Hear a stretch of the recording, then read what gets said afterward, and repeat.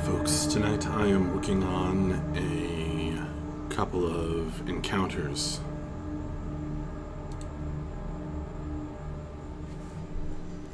I kind of got it into my head that I really wanted to use hill giants.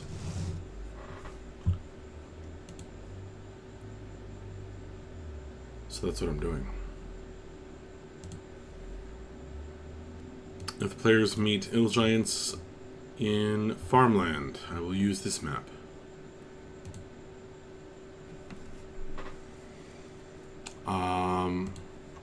But if the hill giants need to come to them, I will need a town map.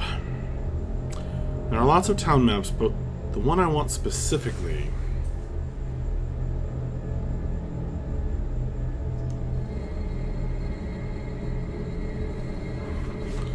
I haven't found. So I'm going to make it myself. Using some pieces from some free pieces from the Patreon Forgotten Adventures.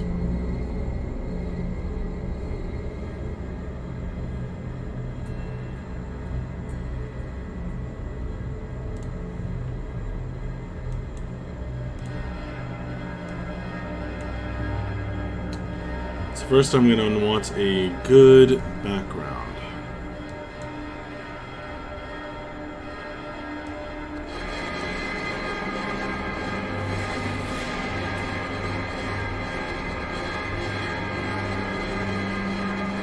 Toreen is on plains where there are farms. Sorry, not Toreen, Arkney.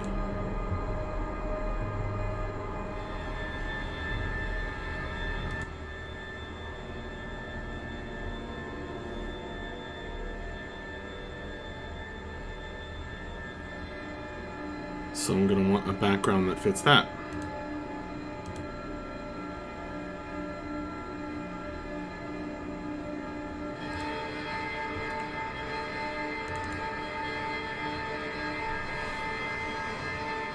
I've found these wonderful plains maps from an awesome Imgur user.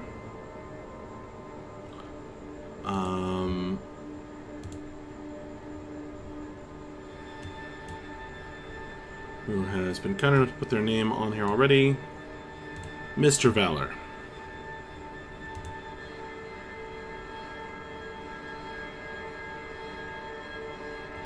So what's the size of this page?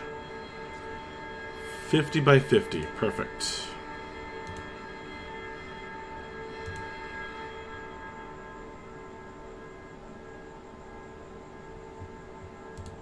Okay.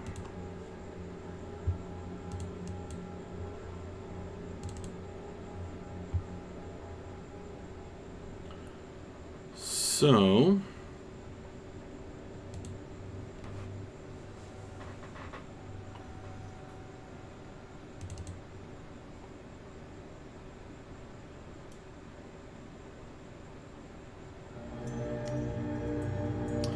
all that I need to do is pick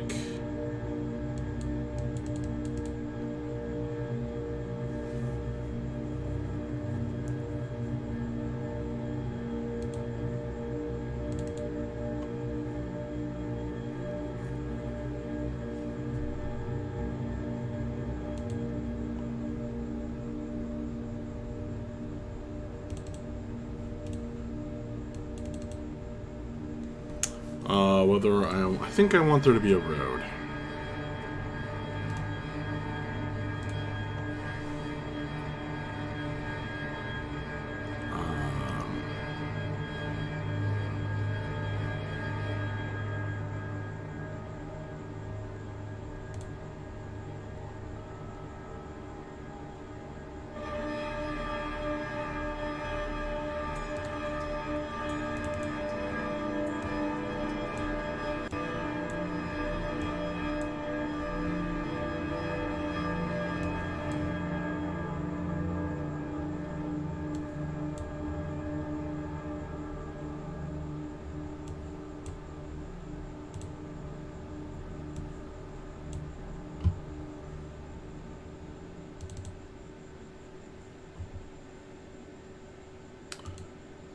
So I'm starting with this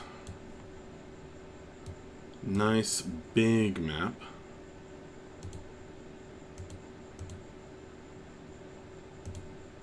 And I'm going to save it out separately.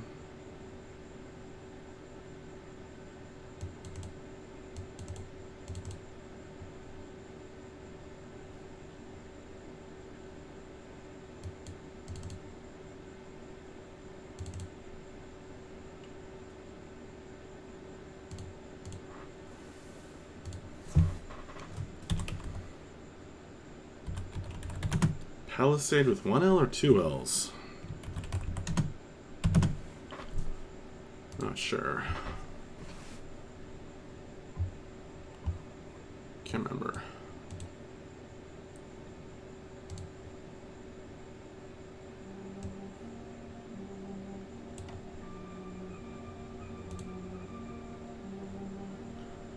All right. So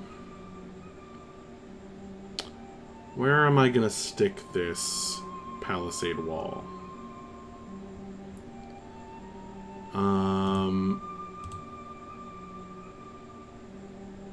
It's a very interesting map. You got these boulders, suggestion of hills. Could go right across there. That's not helpful.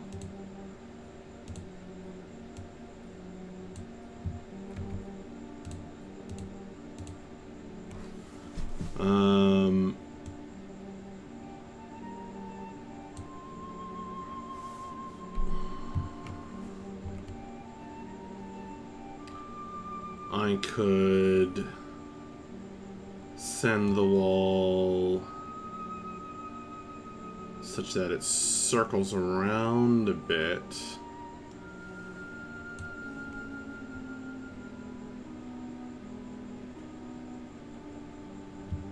Not very smart to leave these boulders as kind of easy places for cover.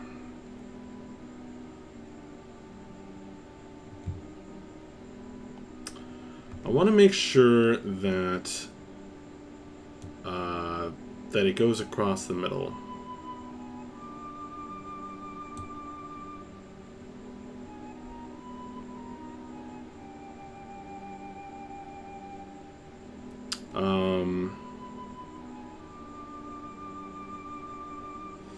So that there's plenty of room on both sides.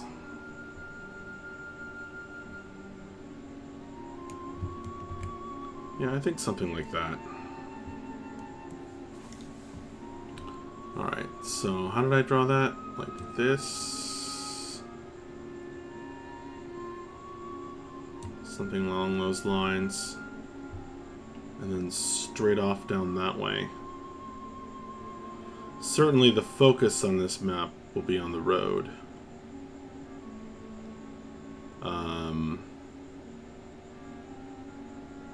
I guess that's kind of the way of compensating for the boulders. If the wall curves around past this side, like goes that direction, then you can see around the bolt. They could have guards on this side, guards on that side, because there's the gate.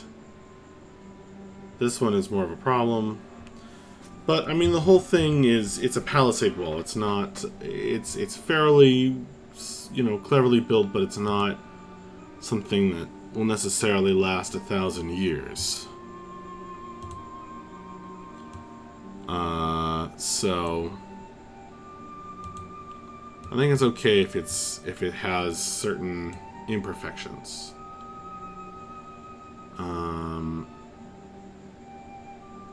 I guess Mr. Valor knew that this would interfere in the corner here, because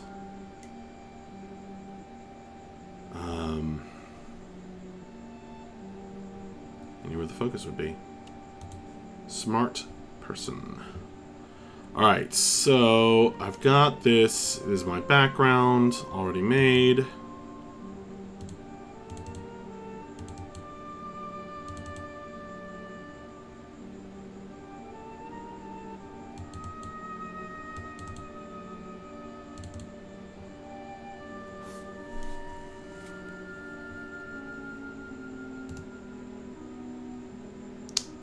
So let's see. What if I grab this?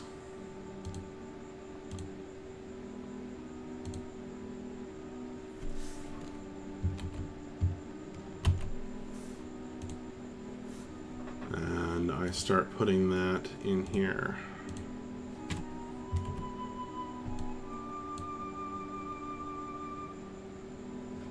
There's a little bit of the white edge to it. I don't think it looks that bad, though.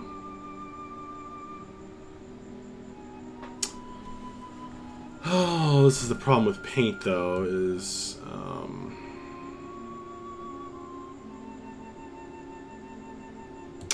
and that is real thin. That is a real thin kind of wall.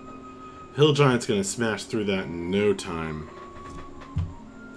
That's more of a defensive. That's not really a wall. That's just a defensive emplacement. Like, you know, bad guys ain't gonna be running into the spikes. Yeah, I can only have right angles here. Noted. All right. Well. All right. So I don't need to figure that bit out yet. So that's spikes. Very nice. To have.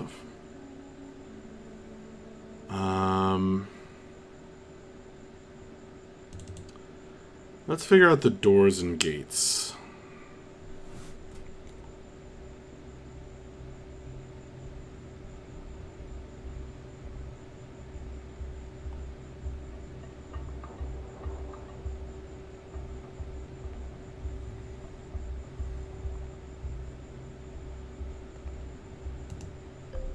How about this?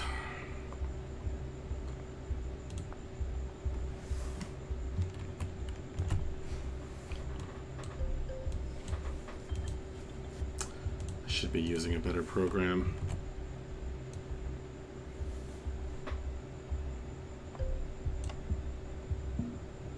Alright, it looks to be about the right size, too.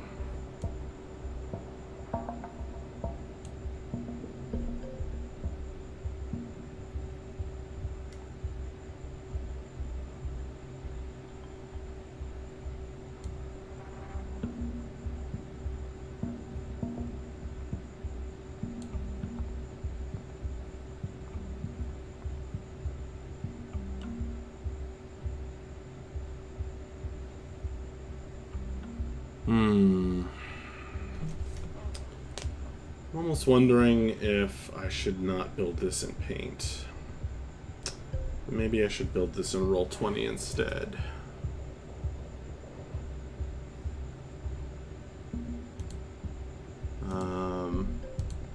Or use a real image editing program. Yeah, maybe it'll be fine in Roll20.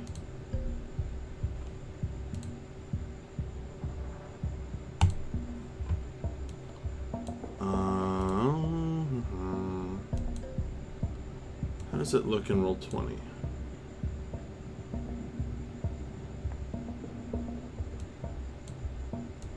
It looks pretty darn good, actually.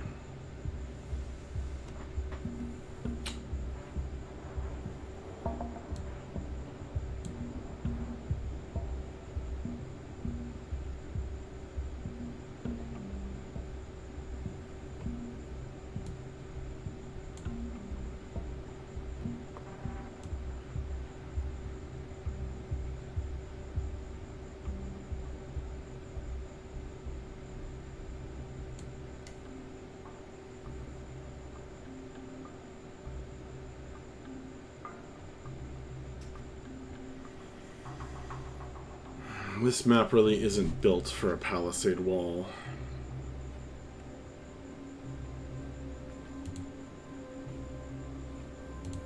So...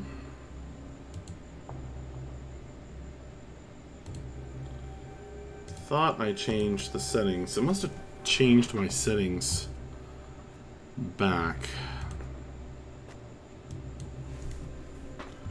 when I added something to the campaign. Which I don't know why. Do I want the grid off for the moment? Yeah, I'll turn off the grid for a second.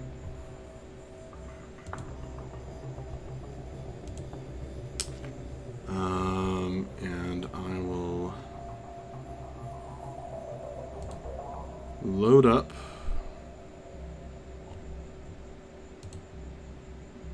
that beautiful map.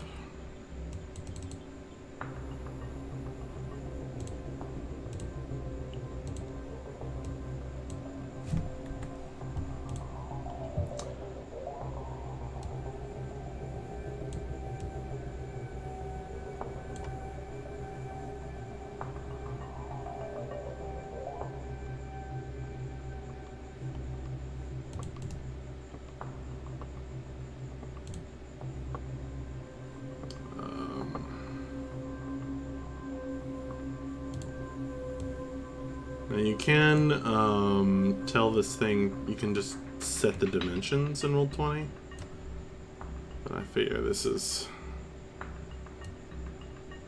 just as fast.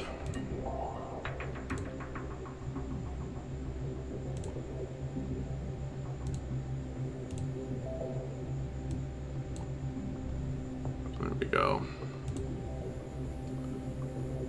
Okay. That's sexy.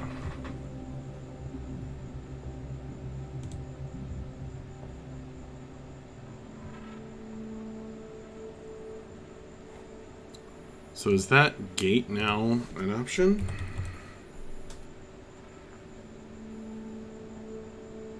There it is.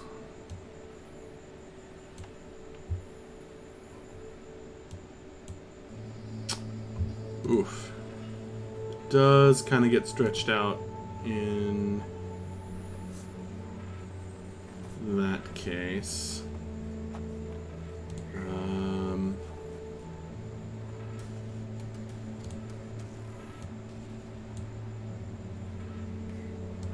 Which is unfortunate.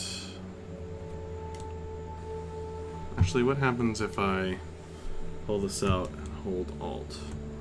There we go. Let me use that.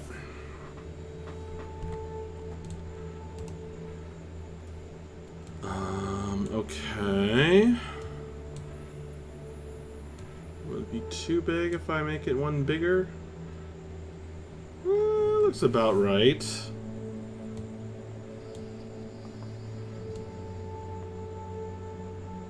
Which side is the outside? Is that the... I feel like the outside should not have the smaller pieces on it.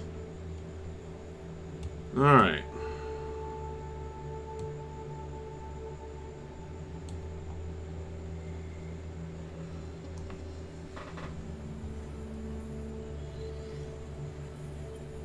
I kind of want the boulders to be outside, so that the hill giants have plausible objects to pick up and hurl. There are multiples, or one single hill giant.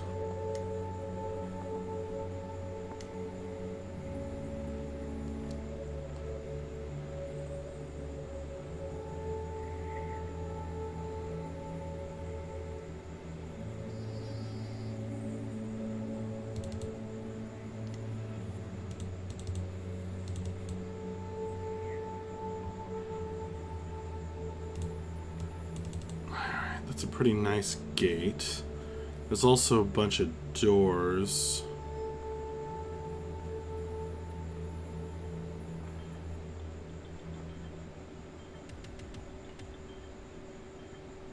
I think that's pretty good. Alright,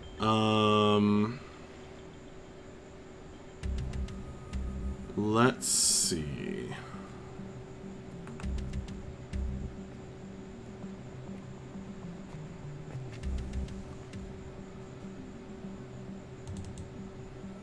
Walls. So let's go for the big one. And, ooh. That is large. That is actually a little too enormous. We're going to want to shrink that down.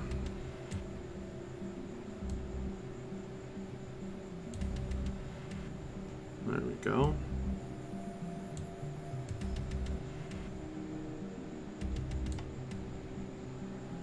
I like the supports look.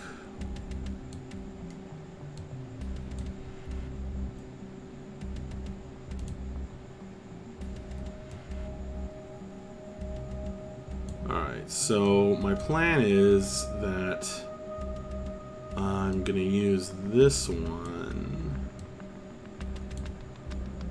Still a little bit oversized, or does this look undersized?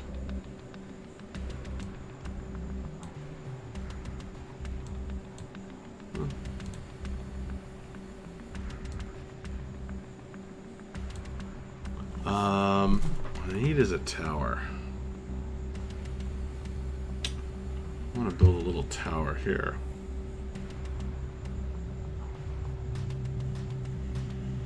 Alright, let's make this a drawing.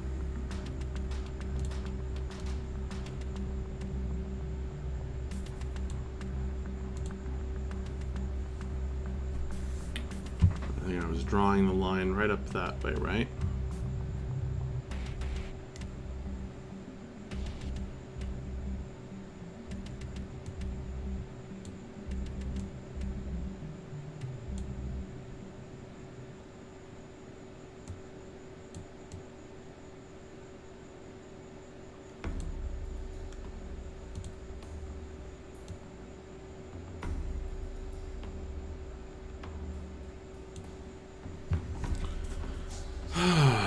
Alright.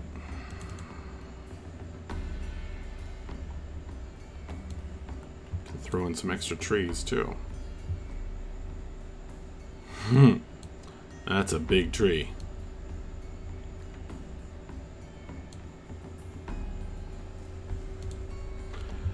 Okay, actually some stumps would be nice. But I'm getting ahead of myself.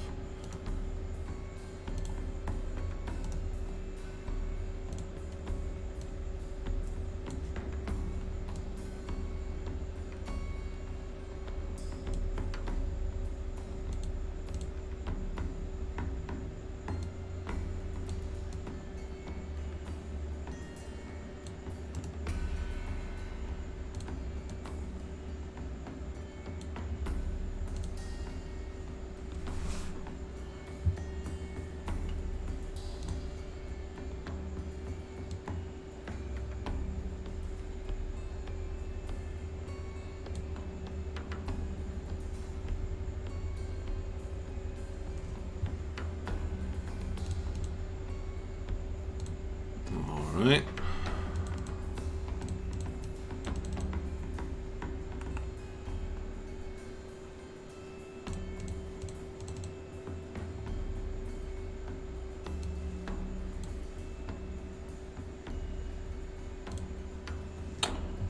I guess I have to decide whether I like the flat or the spiked look.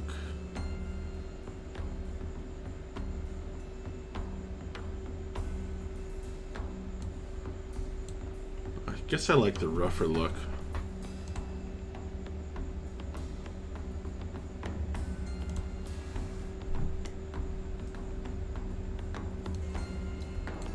Which means I should replace this.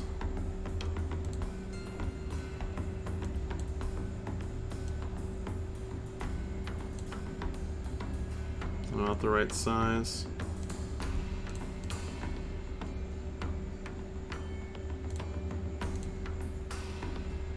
Yeah, I'm glad I'm building this in Roll20 actually, come to think of it. Because now it will be easy for me to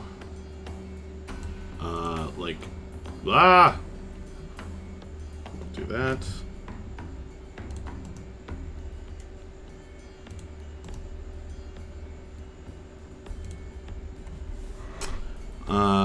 It'll be easier for me to make mistakes like that. No, it'll be easier for me to delete sections of the walls if they're destroyed.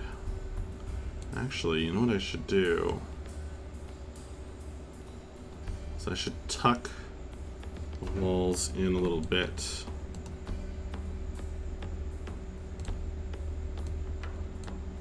behind this thing. This doesn't look quite the right size.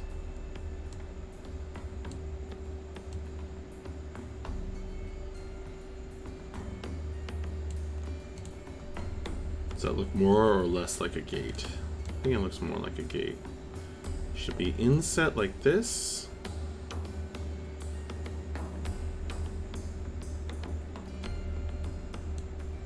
Actually, since I want to build a tower, anyway, maybe the tower should stick out in that direction.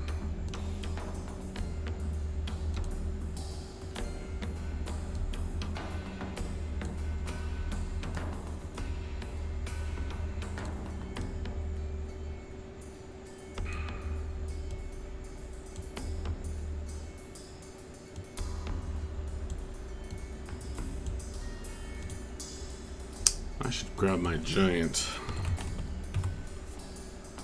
Where's my hill giant?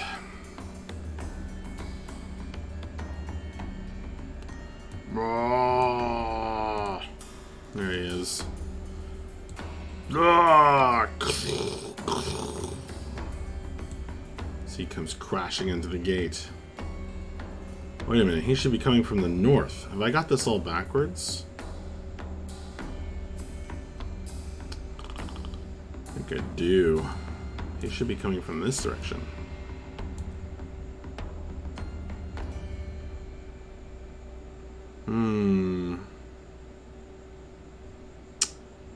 He should be coming from that direction, based on my world map.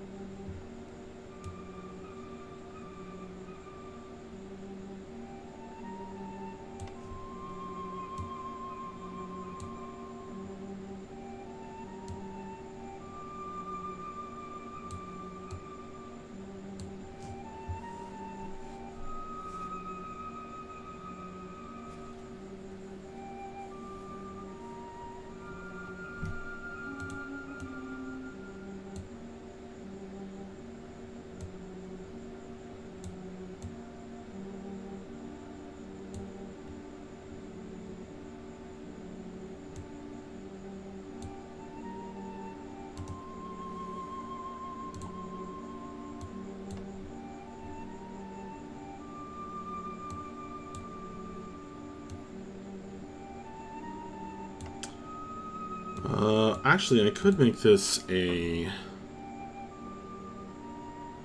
double gate. Come to think of it.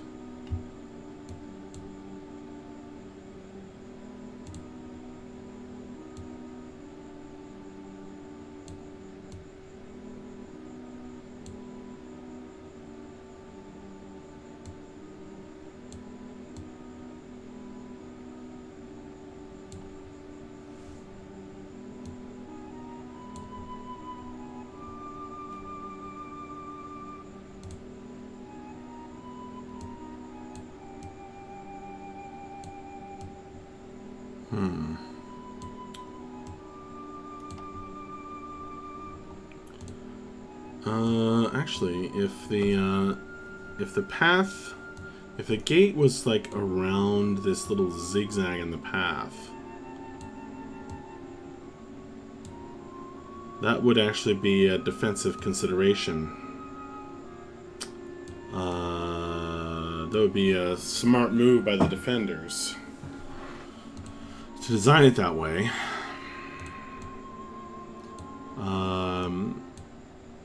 The common thing was to kind of mess up any charging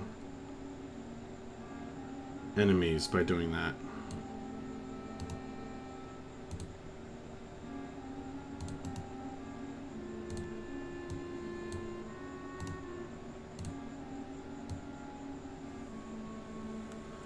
I don't think it looks super nice.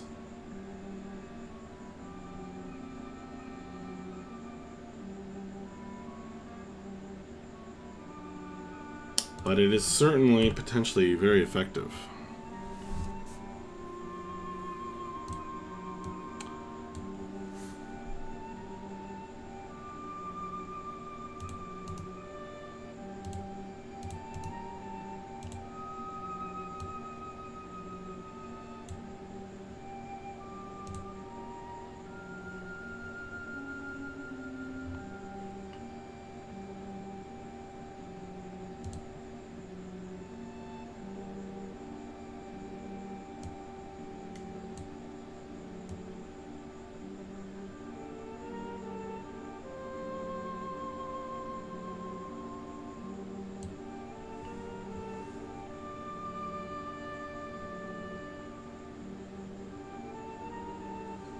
course, it doesn't look strong with it not being at right angles. I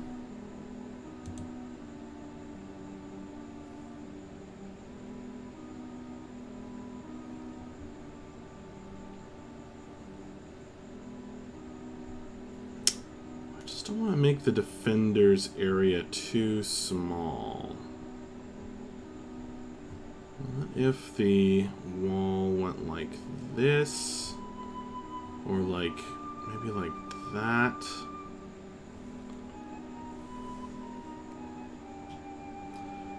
Well, actually, what they would probably do is use this boulder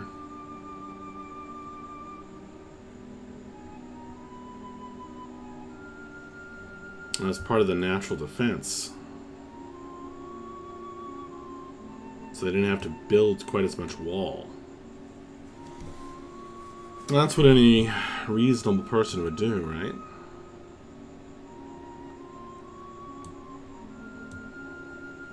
So if they were going to do that,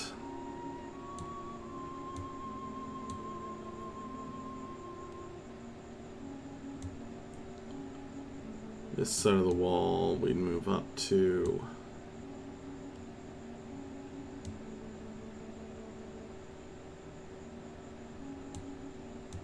go along with it.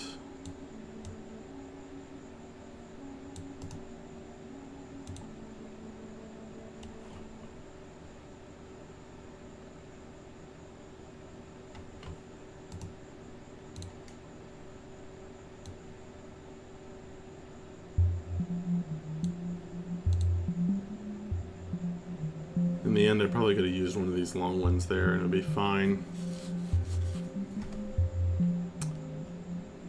Okay. I kind of want to make a tower.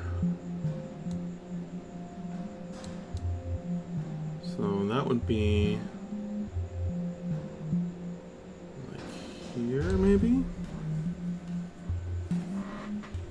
Think about that.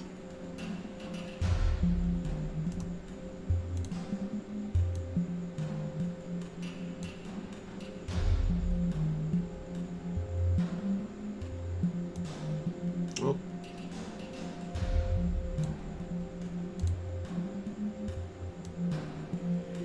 That's the trouble with making all of this background layer.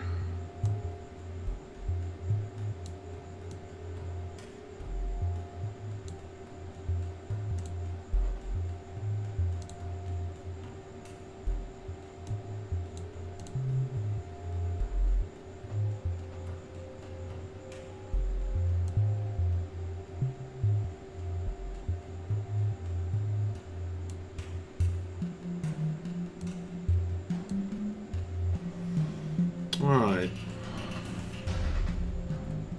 So I'm getting lots of interesting terrain going here.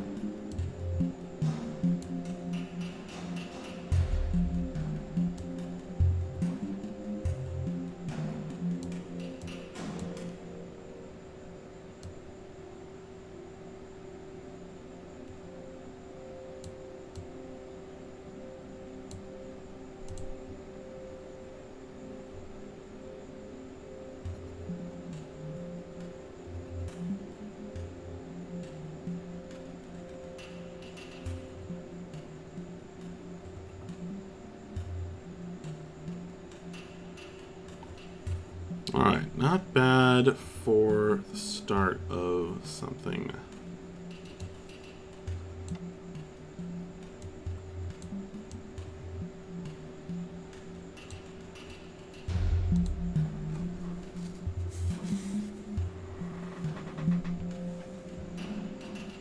Alright.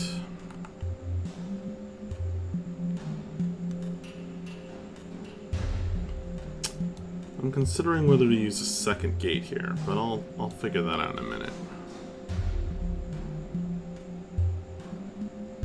Okay. Should we make the top of this uncut logs? No. These particular people would use planks.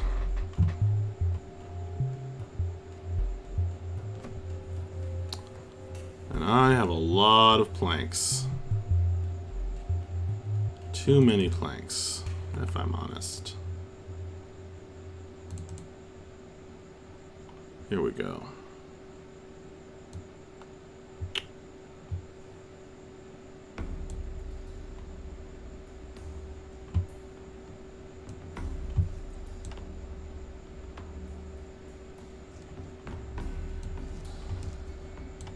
This is supposed to be 10 feet wide.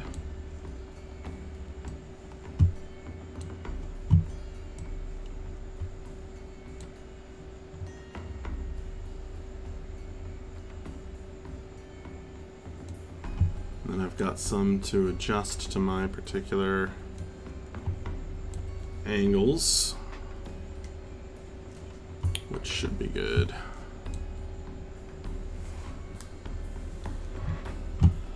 All right.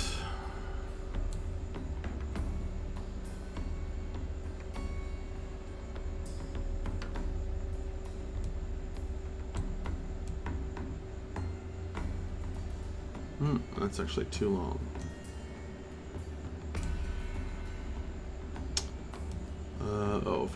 If it's only 10 feet wide, yeah, that looks more realistic.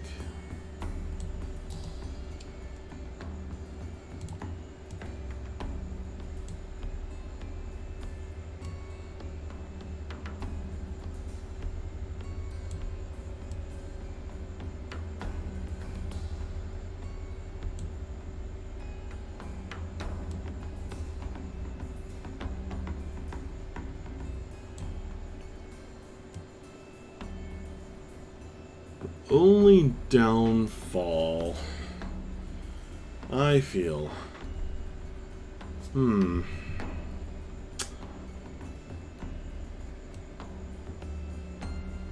Yeah, I think this is more interesting. I was just about to say, like, maybe it would be easier for everybody if the wall just went straight across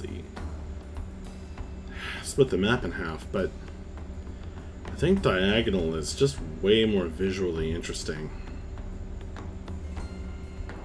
Plus, I don't want to have to change it.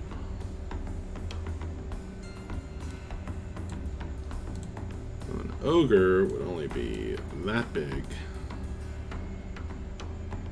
And a regular person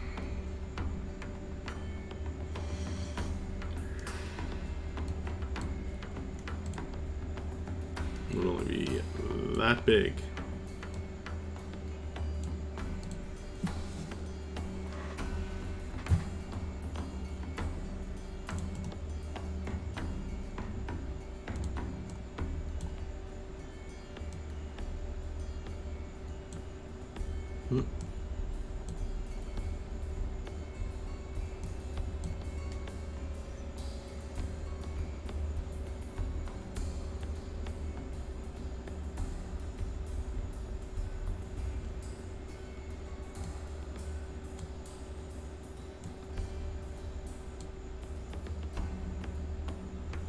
Is that the size that's supposed to be?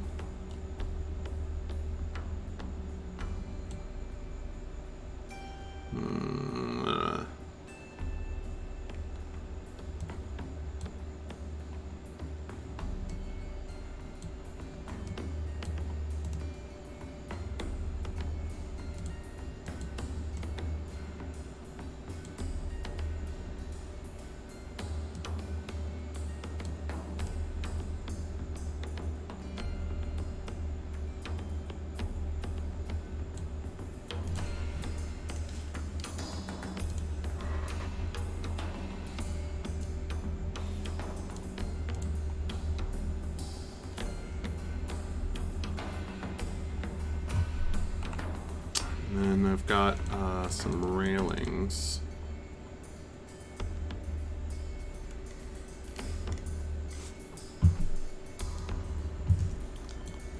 Like so.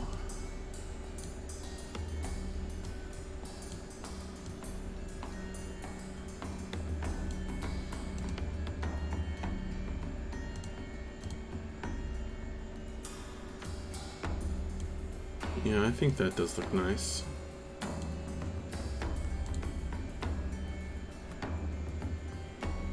Alright, so how do I deal with this angle?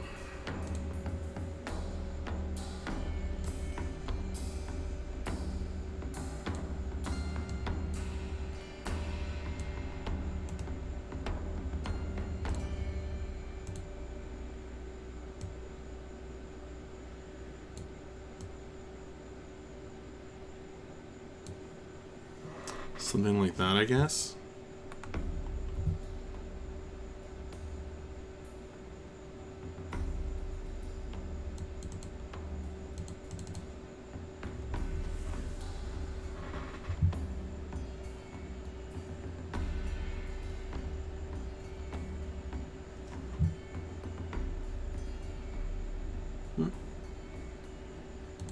Yeah.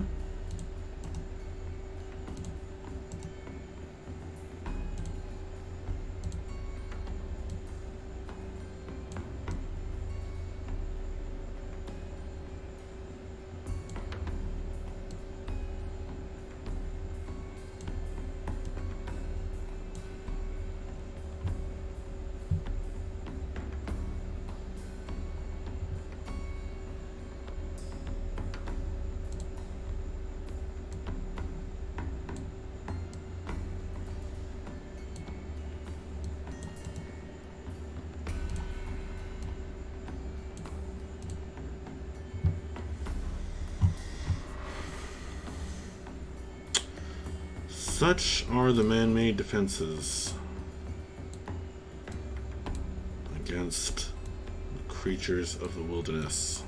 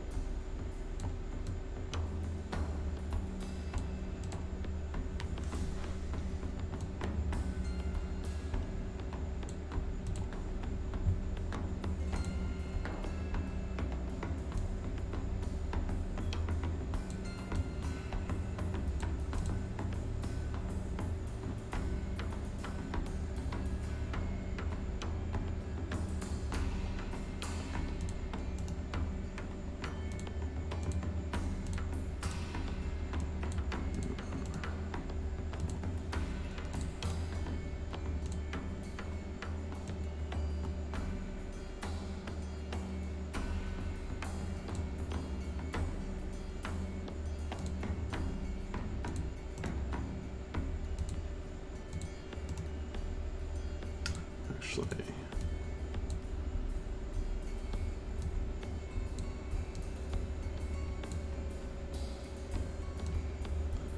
this is way more work than I normally put into this for online games, but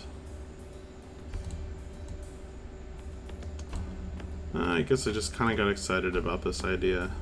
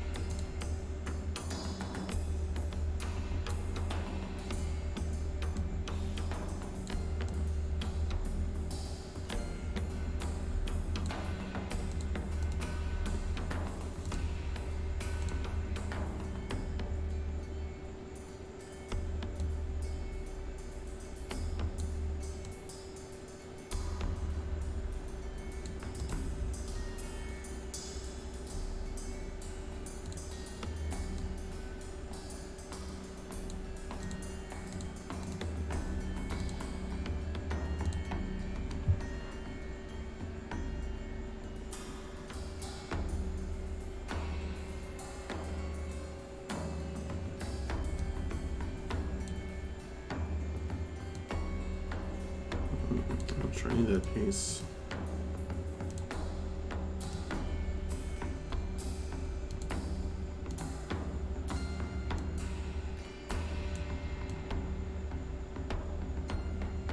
Well, oh wait, it's too big though. Gotta shrink that down anyway. Sure, I can use it there.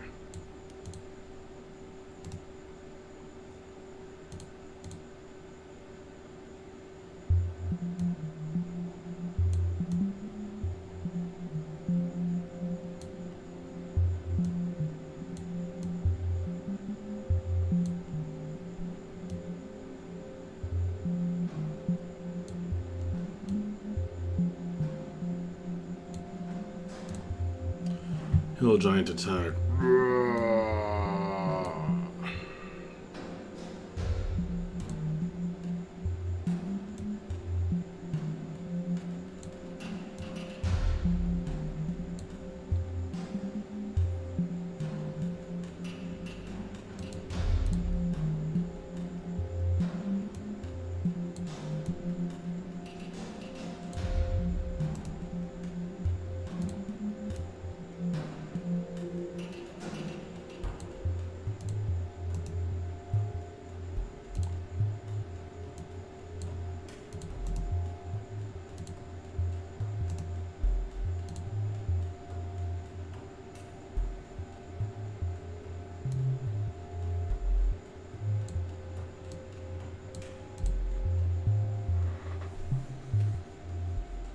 Alright, that looks pretty good.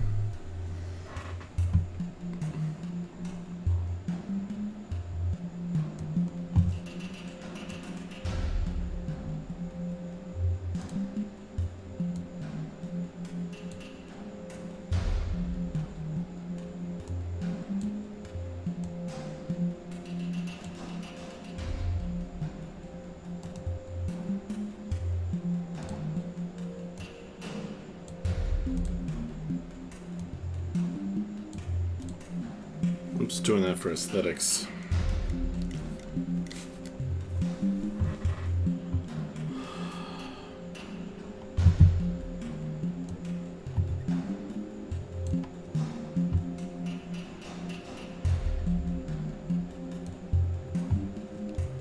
And these have rope on them, so that'll actually make more sense.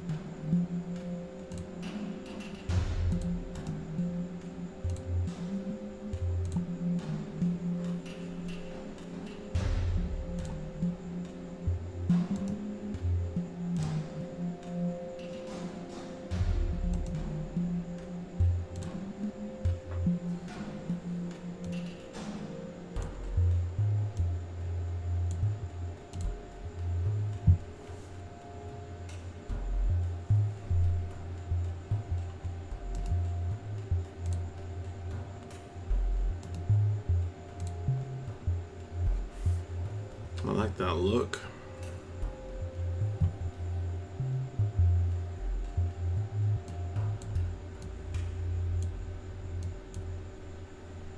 All right. Now we're pretty much where what I was looking for.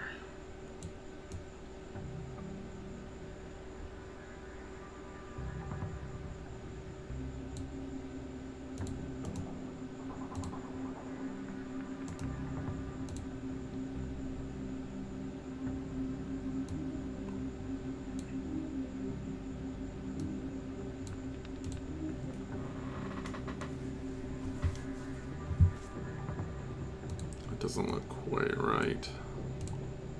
That's better.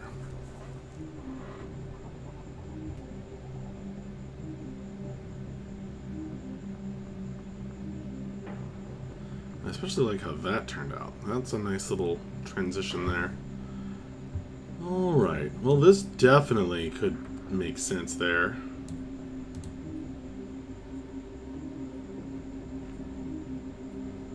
Kind of a double gate there.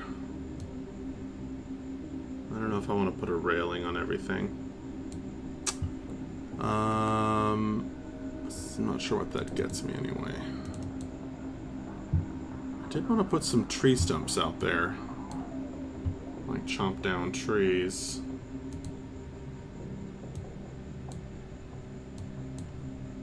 But,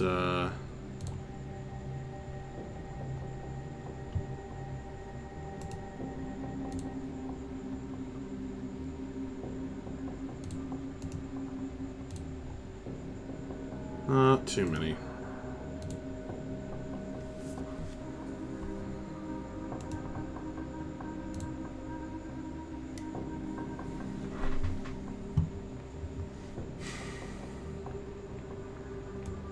Maybe some random planks lying around. Ugh. That was too much for poor old Roll20 and needed a second to catch up.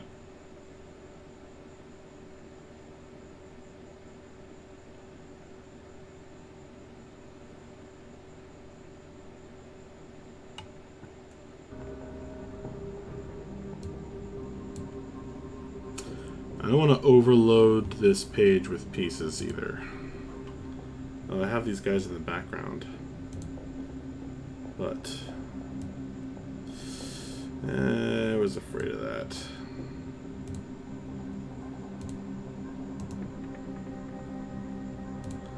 Yeah, they should be on the token layer.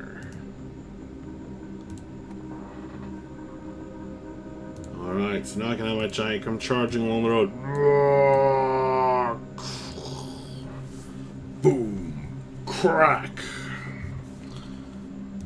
As the massive humanoid comes crashing into the gate. Or the wall. Bam!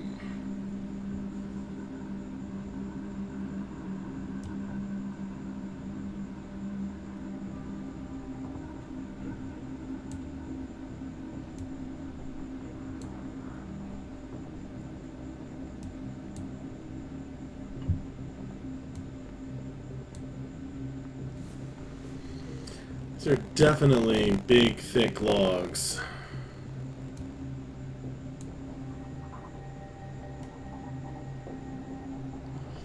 I've oversized them a bit. And I'm kind of okay with that.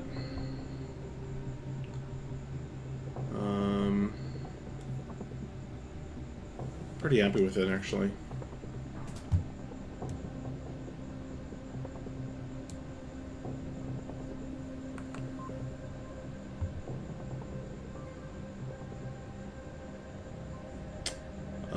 Do I want to put the spikes in?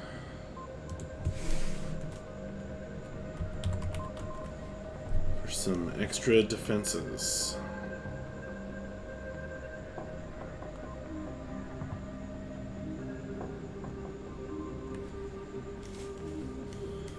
Are we talking stairs or ladders here?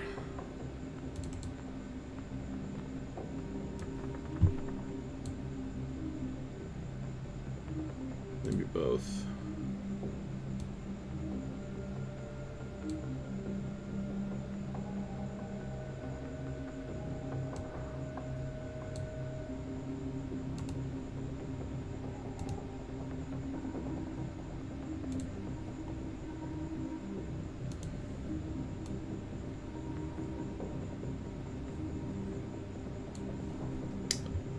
How tall is this wall? I don't think it's super duper tall. There are stairs that could suggest a very tall wall indeed. Like this. 15, 20, even a 30-foot wall, if I wanted.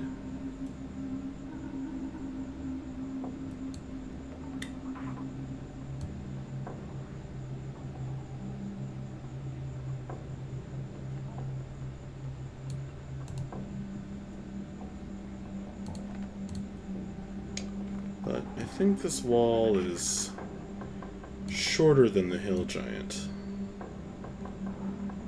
It's thicker, you know. It's thick. It's not crazy tall. That's what I think I'm going for there.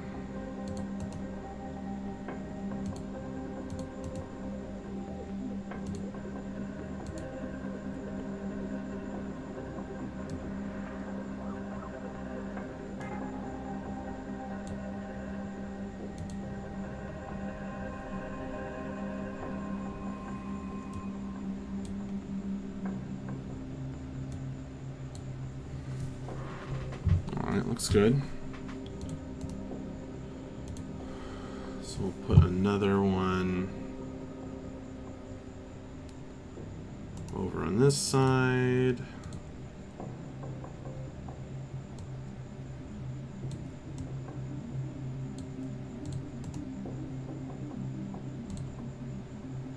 Oh, but I covered up that.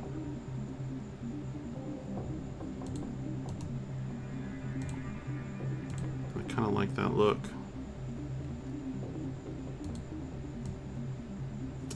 Let's fit this thing inside the squares. Alright, and then I'll grab a couple of ladders.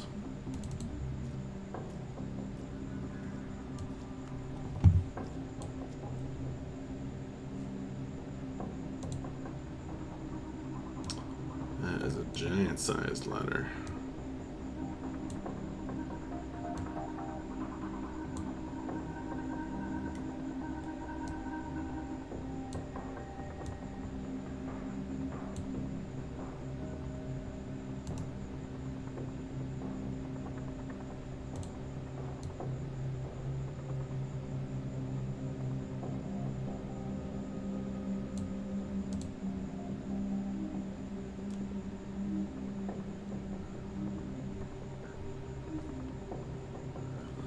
The ladder looks a lot taller than the wall does with the forced perspective, but it's alright.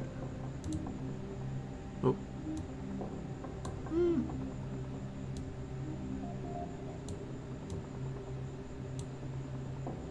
So I guess I'll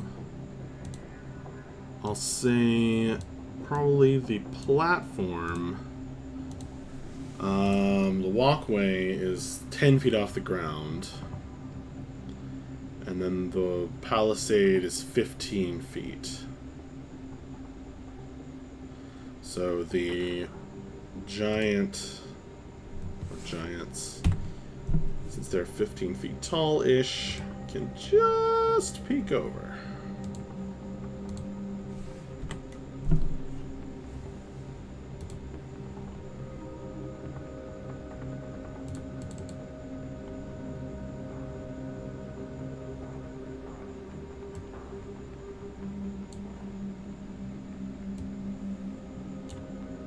Nice bloody spikes there.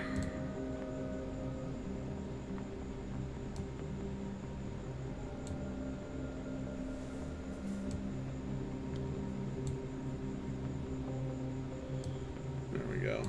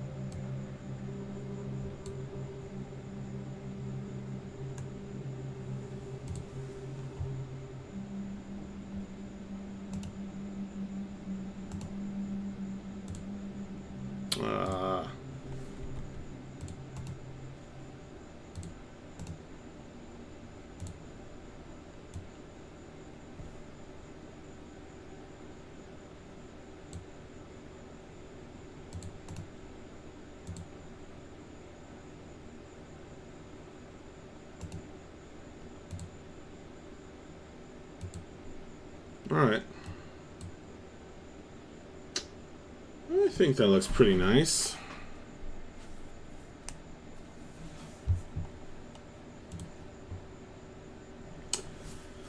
certainly make for a pretty cool hill giant encounter.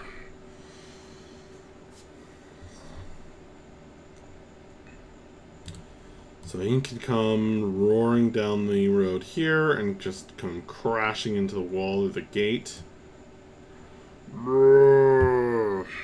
Got guards up on the walls.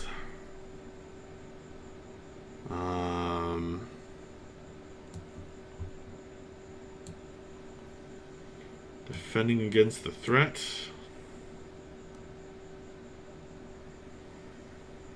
There we go, crossbow.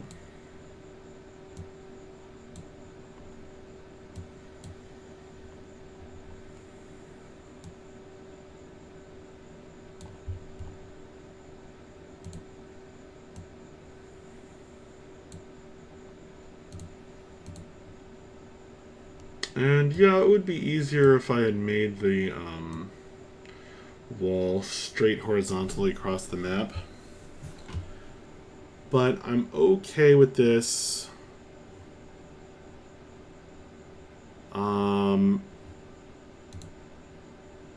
In large part because I just think it looks way better when you're zoomed out to have the diagonal wall, and I think it's a worthwhile sacrifice for me.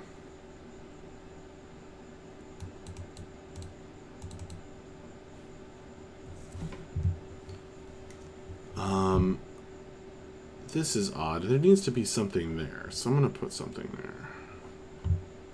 How about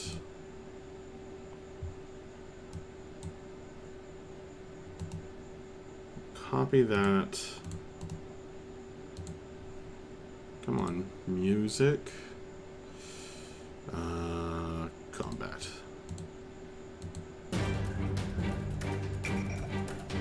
Let's shrink that down a tad.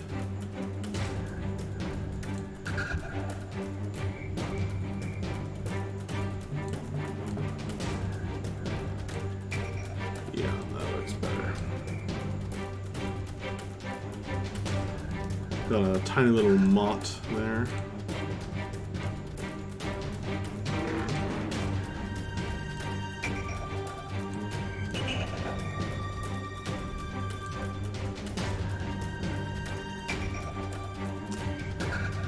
And at 4th level, hill giants are no mean target. Now, players won't necessarily need to deal with this one unless there's a larger incursion. Like a bunch of hill giants, right?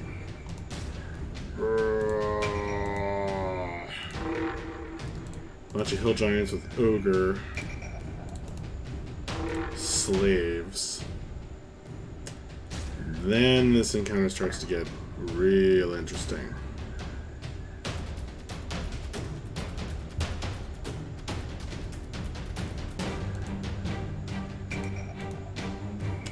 Even with the help of the guards.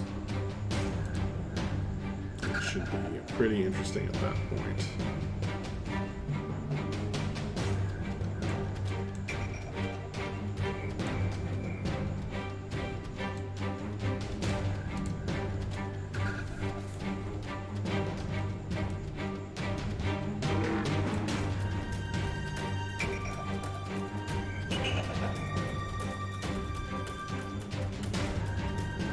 I think that looks pretty great.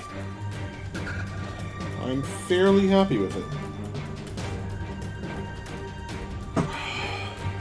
There's a couple of small adjustments I could make here and there. But there always are.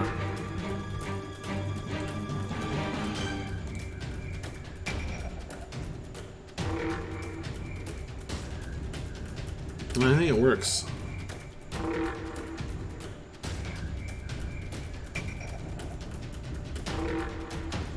So now I have my secondary hill giant encounter all set up. If and when I want to use it.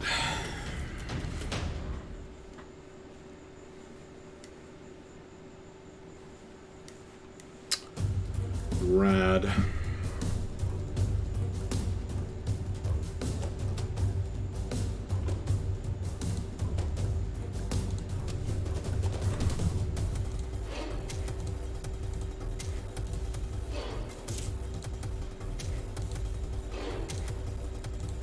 And I even know, I've even seeded, you know, there are the ruins up to the northeast. The players can go and clear out the hill giant. Chieftain, if they so choose. Hey, Prepared GM! How's it going, my friend? You love the hat? I am so glad to hear it. It is going pretty good.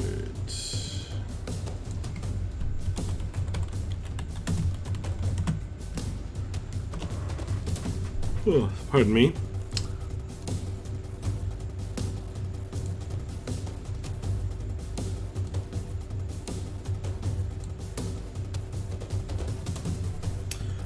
Yeah, just doing some campaign prep this evening. I suppose you know all about that as the Prepared GM.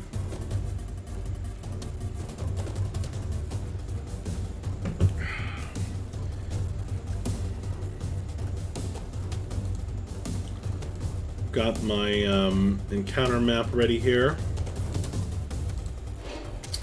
Because in case things get a little boring,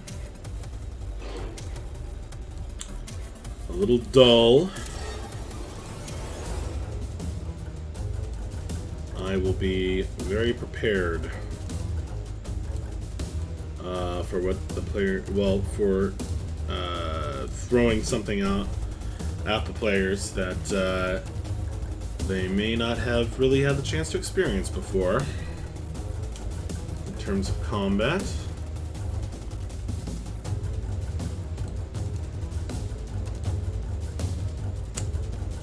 Saw you making random encounter tables the other day. Nice to see you putting them into Roll20. That's right. I remember you. Yeah. Random encounter tables. I did finish those up. The last couple sessions, the players have stuck around town. In fact, I think the last 3 sessions have all been the same day. But it was a very important day. It was their first day in town, in Arkney, with 2 cursed players who were both under a gesh to commit murder. And next time, I would not be surprised if the players decided to investigate a bit for that murder. And I'm not going to, I'm certainly not going to discourage them from that. Or rather, to investigate the attempted murder. But I'm also not going to, I've decided I'm not going to raise the tension. I'm trying something where I'm going to kind of purposefully seed some downtime. So the players are going to have the opportunity to get some R&R.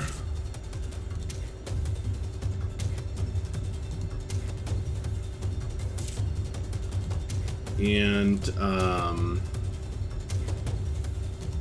you know, go get the chance to feel like they are, you know, in control. Like the things aren't spinning wildly in all directions.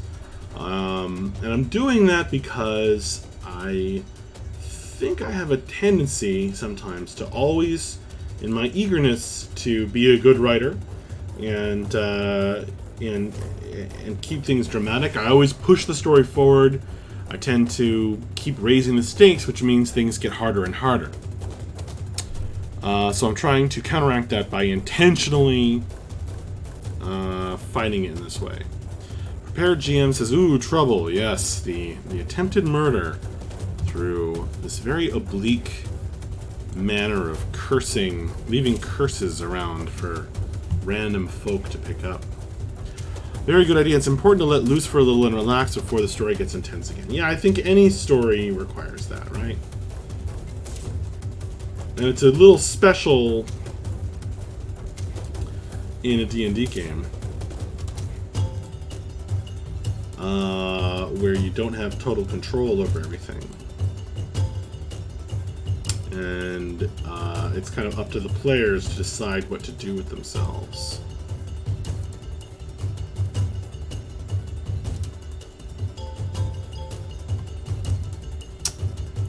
You know what I'm lacking?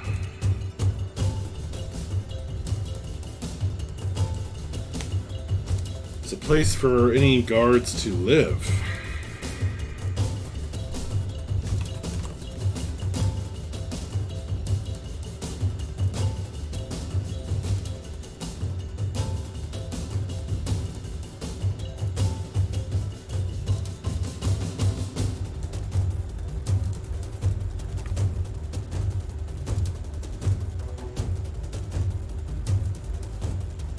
That's pretty nice.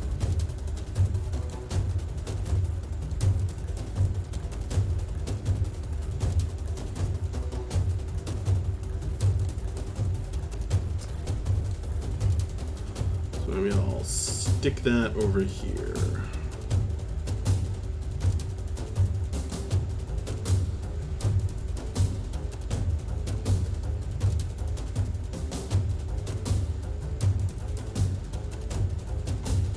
I could cover up that tree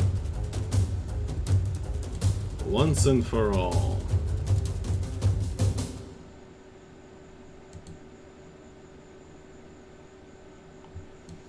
Can make it part of the wall, but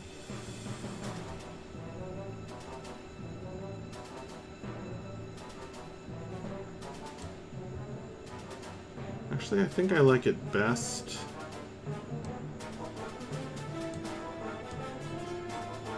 right there.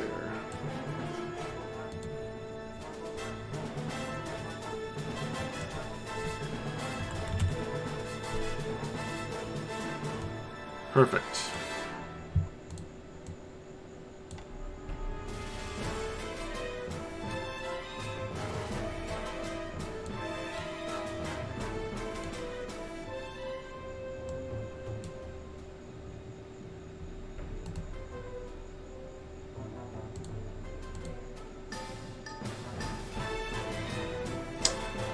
Prepare GM says, I'm running a very hardcore Curse of Strahd campaign, and I learned the hard way to make sure my players have time to relax and feel powerful for a bit. Yeah, it's very important. And kind of counterintuitive in a way, because you think as the GM, it's like, it is your job to keep things dramatic, keep things moving, you know, make sure everyone's having fun, but it's like, a good story, you know, has this rising conflict all the time, right? But sometimes you've got to have a sense of when a particular story arc is over, and everybody needs to relax for a minute. I like the looks of that.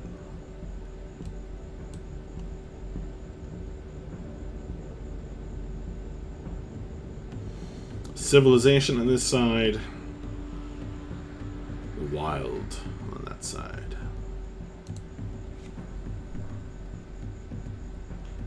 Does look a little bit like that roof is floating, but not much I can do about that.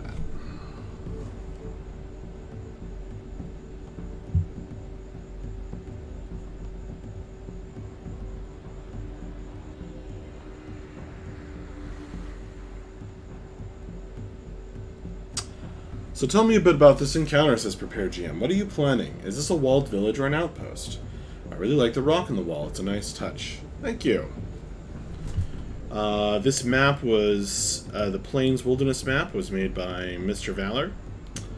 And these wall pieces were made by... were free stuff from... I should probably write their name on there so I don't forget.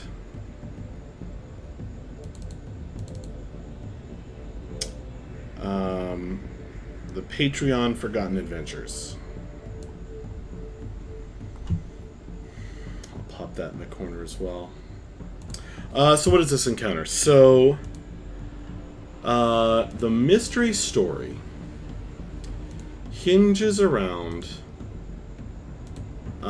these mysterious sigils scattered at points throughout the wilderness.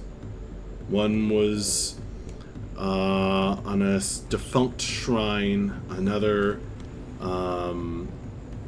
attached to a bugbear, and a third on a signpost.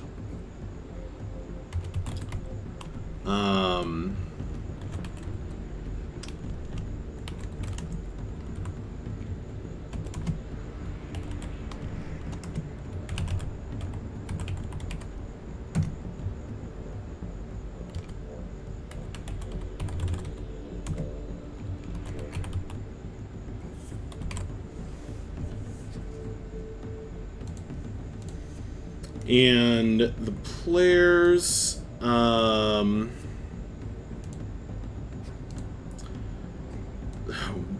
one player kind of touched it just the first time out of curiosity, and then the second, who was a very silly barbarian, I think out of sheer cussedness. Anyway, so they came upon these random sigils in the wilderness. And when they touched them, these symbols slithered onto their bodies, onto their skin, and cursed them with a gesh. A name and a face flashed in their minds. Merchant Fitzywell. You've got to go kill. This need to kill Merchant Fitzywell. And so from then on, whenever the player... This is him, by the way. Whenever the player, would act like directly counter to this gesh, and I gave them a little leeway because I wanted to be a little bit flexible about it. In the beginning of the campaign, whenever they get counter to it, they would be punished by this magic. So they came to the town and found out where this guy lives. It turned out he was a blind philanthropist, and there was a bit more to him than that, but that is certainly, on the face of it, he seems like one of the best people around.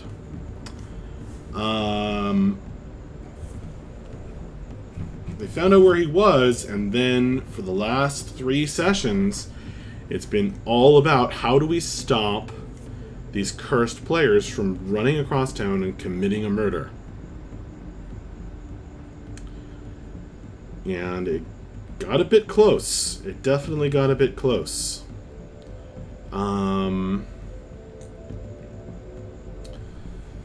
Alright. So that is all back. So they've resolved the curse situation for the most part. We'll see how that finishes up next time on Sunday evening. But they have not unraveled the mystery of who wants this guy dead so badly, and he certainly doesn't know. They have asked him. So, when I deem the time has come to raise the tension again, I'm going to say you're awakened by this loud banging and this roar that echoes across the town. 41. Give me 41. In this booming voice that carries right across the town. Excuse me. Almost sneezed. And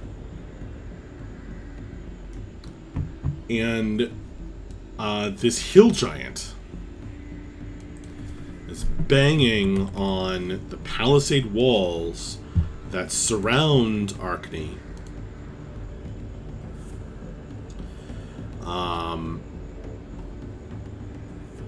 And trying to get let in, and he has another one of these sigils on his body.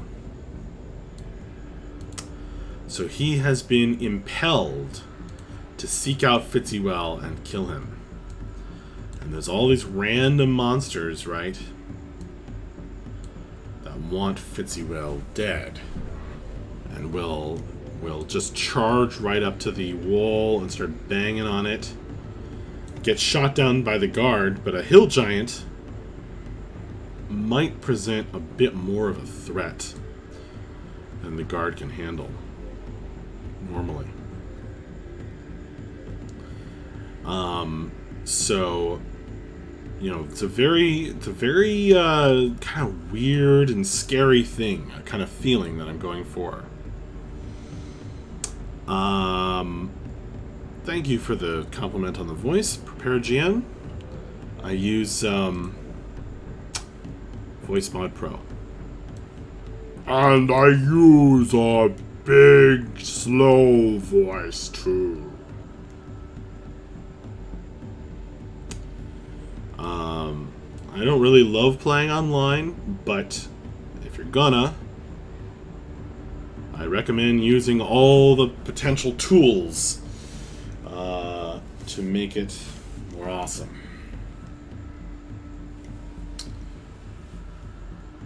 Alright. And I don't know, I guess I kind of got excited by the idea of, you know, this giant coming and just hurling rocks and smashing open the wall with his club and breaking into the town and then wreaking havoc across the town of Arkney if he's not stopped.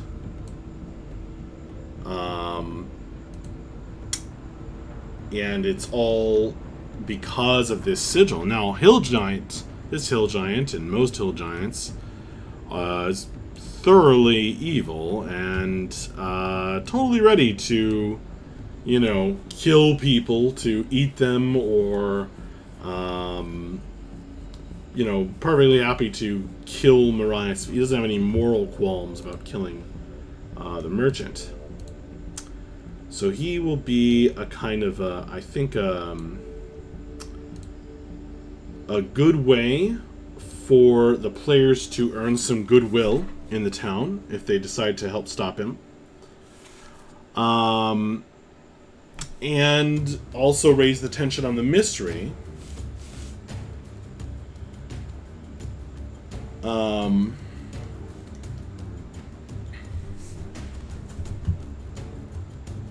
And he also has some clues for the mystery, right?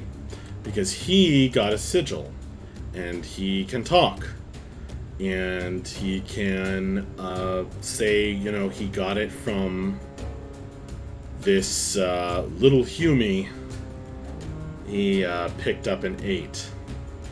Some traveling merchant in the north. Just northeast outside of town. And so he's hooked to a larger adventure because there can be a hill giant, you know, steading our colony over here in the ruins. The town is right here. So it's only 2 days away. It's a clue because they can figure out, you know, who's been traveling around and leaving these sigil marks. I think that's the main clue for them to follow. This sounds great. I love the premise. Oh, good. That's good to hear, Prepared GM.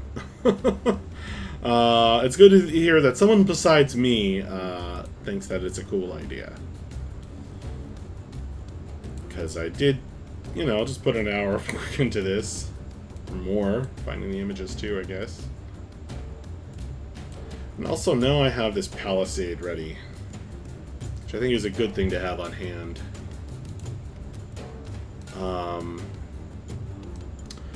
So that's the other thing, is it's good to have an uncomplicated encounter once in a while.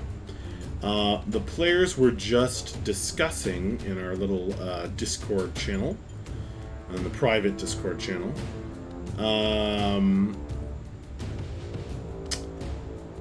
you know, like what their characters feel best about. And what they feel best about is the very first adventure where they were just running away from a dragon,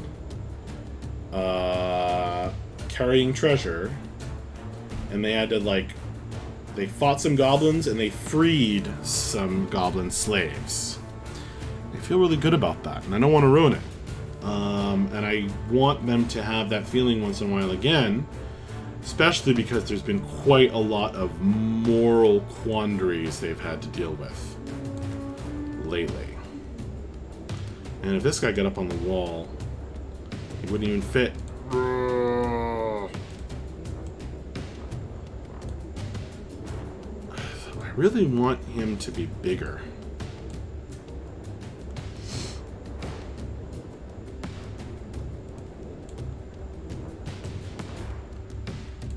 Just because the token, it doesn't look as impressive. And that's like the actual size, right? Oh! I think I could make that work. Boom, boom, boom. Smashing on the gate. The problem with some of the top-down tokens, they don't always fill the space. Yeah, you have to get creative sometimes. That's okay.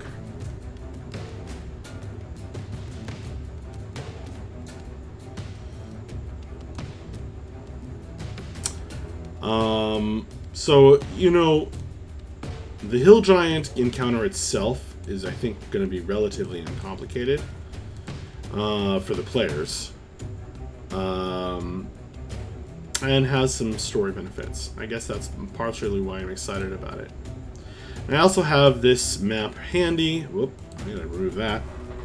I have this map handy if the players, you know, venture off into the wilderness, or actually the farmland wilderness, and you know, this would also be a good place to encounter some hill giants and their ogre slaves on the way to dealing with that. But it's totally optional adventure. I'm not going to push it on them. I'm just going to kind of say, hey, look, if you want to, you know, gain favor in town, and kind of do something other than, you know, your main quests, as it were, for a while, then that's okay. You know, you can do that. I think the players have somewhat forgotten about some of the larger things they were trying to do. Which I have many ways of getting them into that. Although, as I say that, I don't know if I...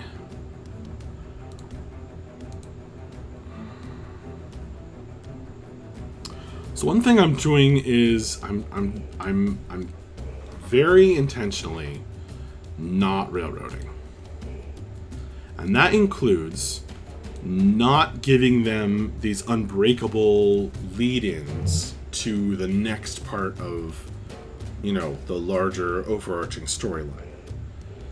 Because that can be, that kind of thing can be, you know, that kind of pressure can be a form of railroading as well. It's like, yeah, sure, you can go off and do your own thing, but, you know, meanwhile, the world is going to come to an end. And I really, really want the players to kind of engage with this game. It's a hex crawler. I want them to be self-directed. You know, they can go where they want. They don't have to do the things that, you know, in a particular order or follow up on particular clues. It's just whatever the players are interested in, that's what I'm going to develop. And that's what has been working really well so far.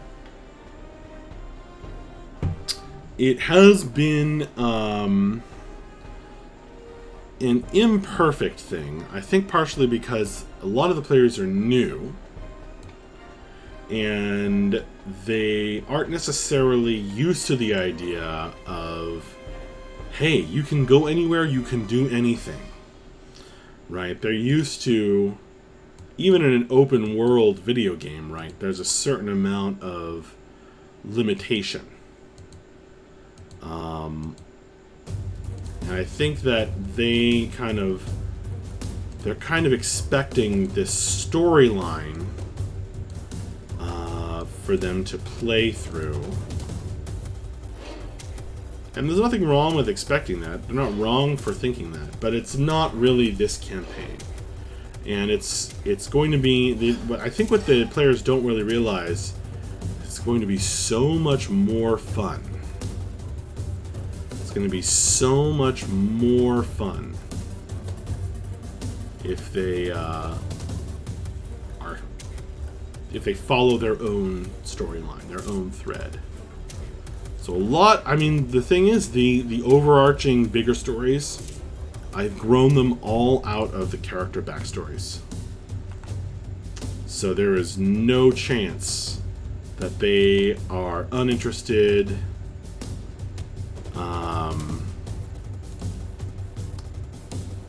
or that they'll feel like unconnected to the campaign. It's been working really well. It took a little time to get going. Alright, well, I don't think I'm gonna mess with the hill giant encounter anymore. Prepare GM. So without getting into a huge debate here, I have fairly strong opinions on this. What is your take on railroading? You've talked a lot about avoiding it. Is that because you don't believe in it, or because it's not what you're going for in this particular campaign? Well, I mean, railroading is itself a very loaded term with incredibly negative connotations, right? And I hate it. I hate it as a player more than anything, and I hate it as a GM as well. I don't really. I think that it's a trap you can fall into when you as a GM have this story that you want to tell in a particular way, and you want it to go in a particular way, in a particular pace, in a particular direction, in a particular theme, and before you know it, the players are incidental, or actually, worst case scenario, just in the way.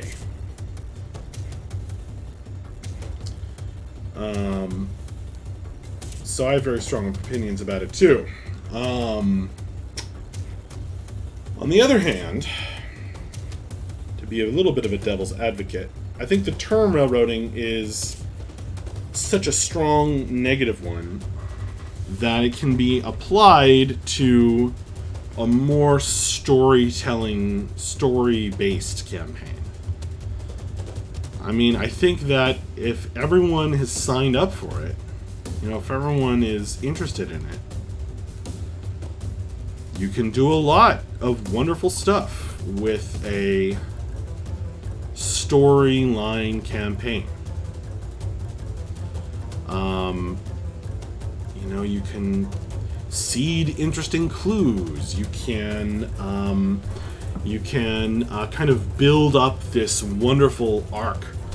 Now, if that turns into railroading, if that turns into, you know, the players are interested in something that's outside of the outside of the main road of the story, and you can't handle that, well, then it wasn't good, was it? It didn't interest the players. It was not theirs. And I think that's the key. Is it has to feel, even the most story-focused campaign, if it doesn't feel like it's the players, if it doesn't feel like it's theirs, if they feel like they're just, playing through this thing that is pre-written and there's nothing more to it, well, that's not a good campaign, I'm pretty sure.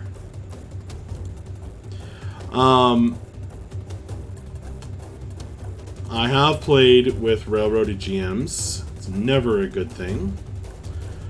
This campaign, as a hex crawler, that with all of these random encounter tables, right? Random encounter tables are a big part of the game.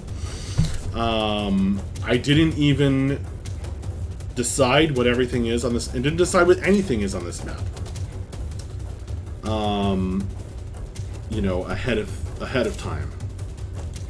I generated the map. I made sure that I had rich, fertile ground for ideas, and I just said go. And I did detail out the starting town and just the starting, opening adventure, because we had to have something, to just get us all rolling. But after that, exploring, random encounters, all that stuff, and then the player's own character backstories and interests have been what directed this campaign. This is not just an attempt to counteract railroading, but an attempt to create the antithesis thereof, while still having a dramatic story, dramatic storyline campaign. I mean, you can play a hex crawler where it's literally like the only thing impelling you forward is I want to get treasure and explore the map, and that's fine. I wanted a little bit more than that.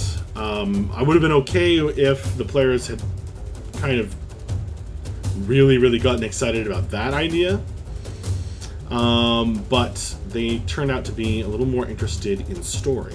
So I created the story, the background story.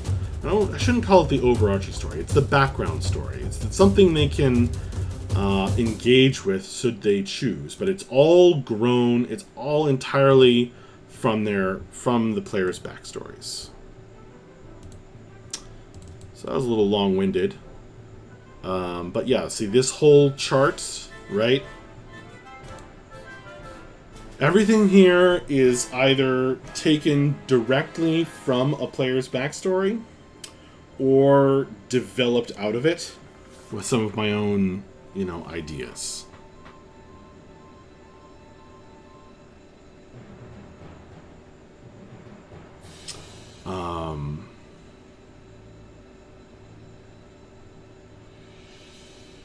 And it's created this very rich, obviously complex tapestry, where the players don't really know what's going on.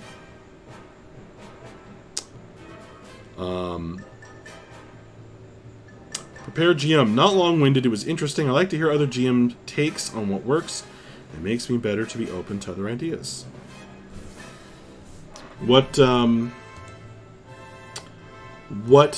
ideas were new in that to you? I'm very curious now.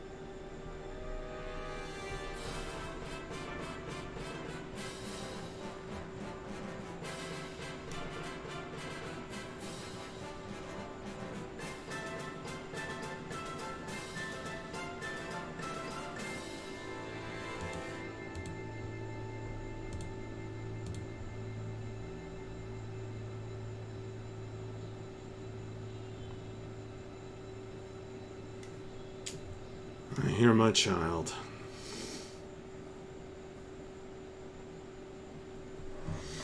Not new necessarily. I run a very story-driven campaigns. The world moves on and reacts to the players rather than waiting for the players to enter a hex and make it into a story. Yeah. I have done that kind of campaign as well. I mean, there's a right way and a wrong way to do it. Right, Prepared Jam? You know? If the world... If the way you're doing it is the world kind of... is progressing without the players, and these things are happening that they hear about or that they have some connection to, but that they didn't necessarily run out and interact with or create themselves. Well, that's awesome, right? That helps to foster the sense of a world. As long as the players have options. I totally agree with that. As long as everyone is having fun, you're doing it right, regardless of style. Yeah. I think that when people call something railroading, what they really mean is that it wasn't fun.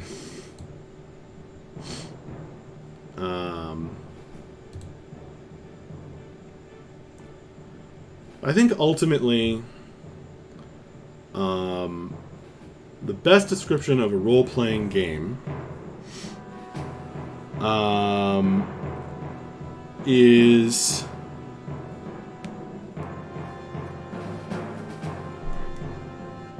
in the introduction to Bleeds in the Dark by John Harper.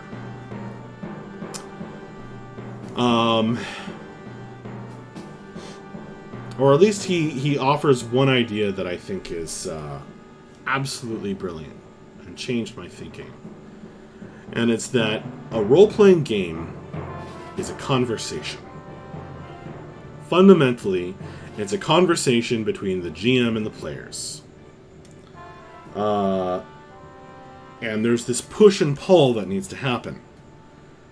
Because otherwise, if only one side is talking, it's not really a game. It's not really a game if only the GM is deciding what everybody does. And if the players are completely deciding it, and the GM has no control or nothing beyond, reaction to the players,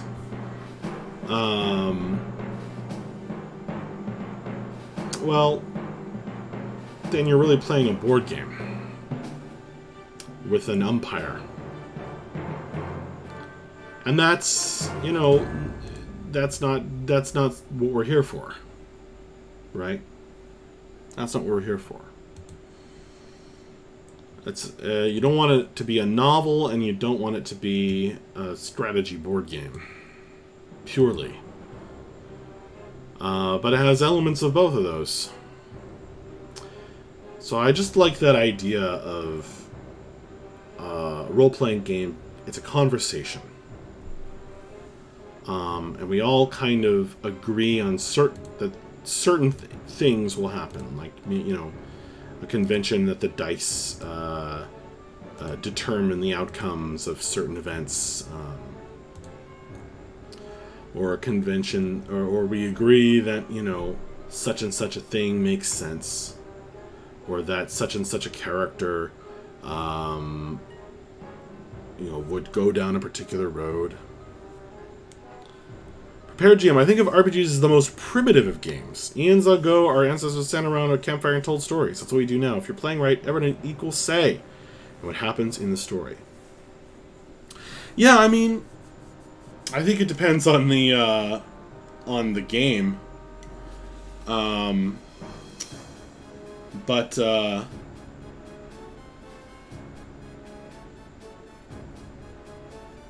that's interesting. I mean, what makes an RPG different from a group storytelling?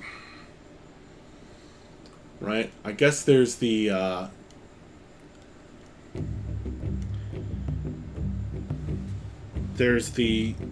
sense that the rules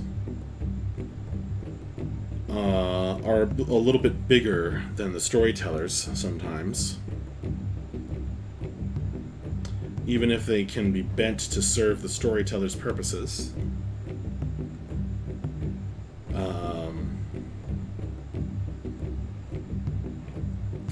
I like the sitting around the campfire group storytelling concept.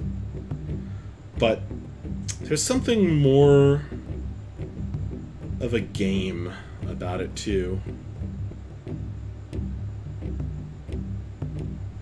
Because I think in a group storytelling setting, everyone's serving the story.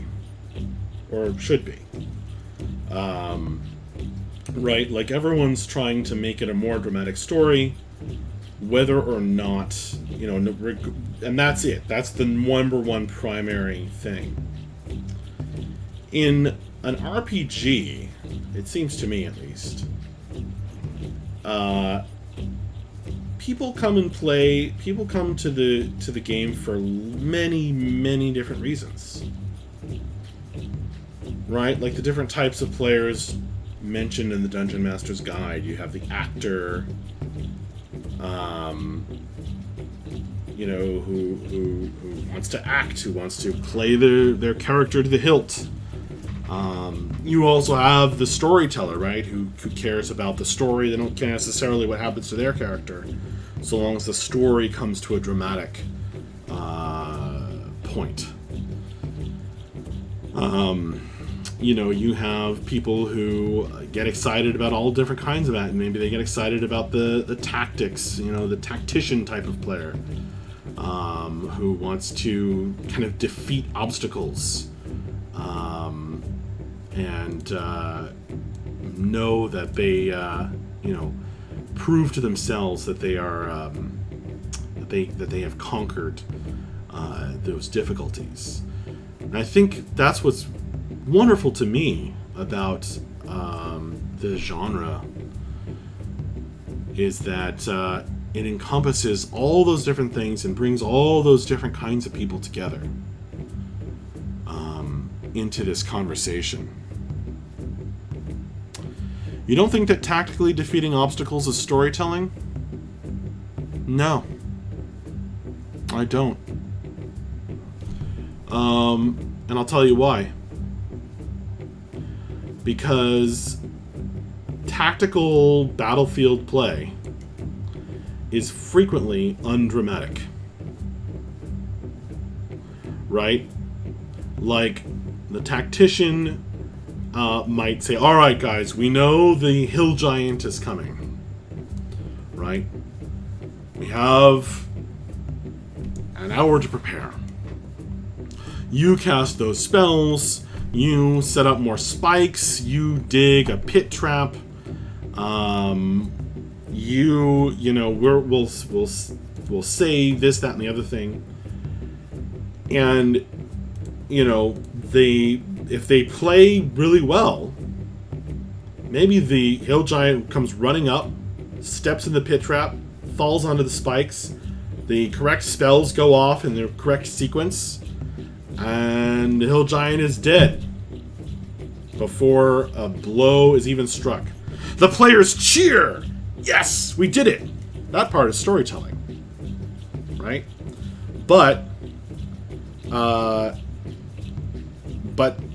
really, there was no dramatic, you know, if it wasn't being run by a tactician, then it would be like, oh, we must go out and, you know, we gotta make sure the most dramatic possible thing happens.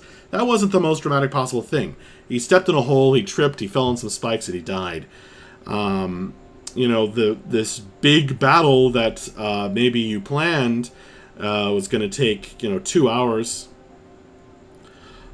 takes 10 minutes of description, and, you know, that's it. And that's fine, right? That's part of the fun, is then people feel like they were smart. They overcame this danger without risking their lives.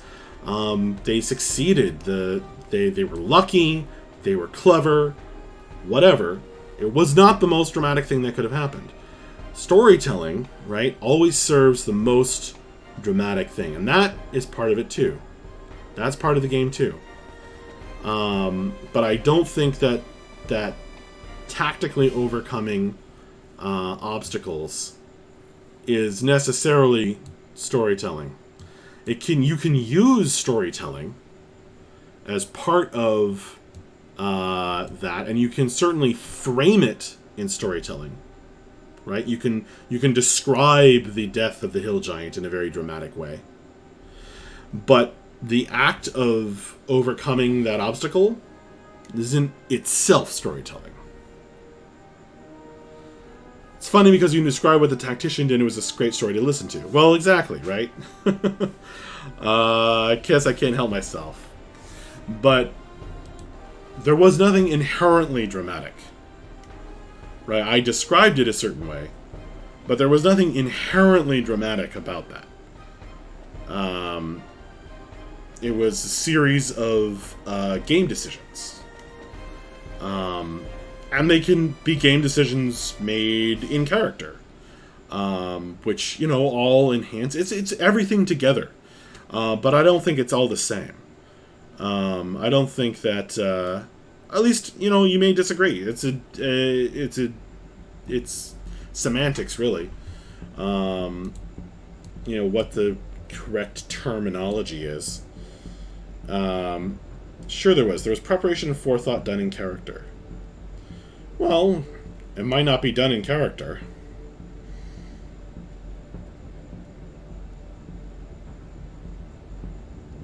You know, my spell gives me a +4 to AC, so let's stack up, you know, all our AC buffing spells on one player, and they can go out and stand in front and tank the guy. It makes for a dramatic story, right? But it's not in itself storytelling, I don't think. I don't think that is what gives the player that thrill. I don't think that is what they... I don't think they think that's what's fun about it. I think that if you took storytelling away, then it would be very dry and dull, and they wouldn't have as much fun. Because, you know, yeah, it infuses everything.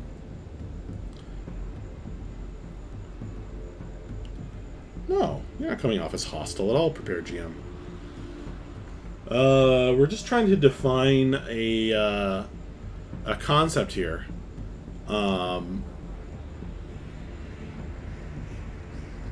And you can have, you know, you're entitled to your opinion about it. I just think that an RPG is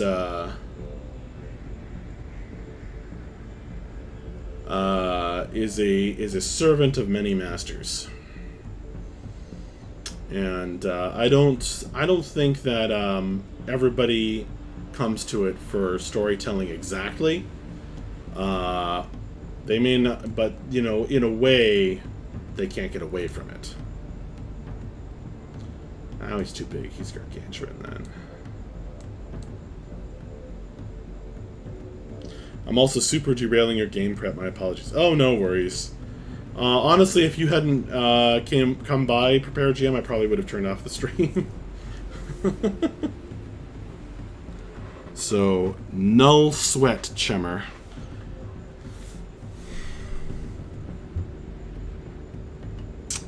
As they say in Shadowrun.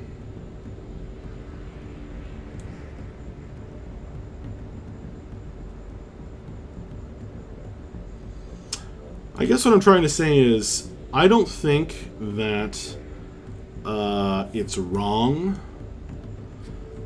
Even though I don't really, you know, do this myself, but I don't think it would be wrong. I don't think it's wrong for a player to come to the game for something other than the story.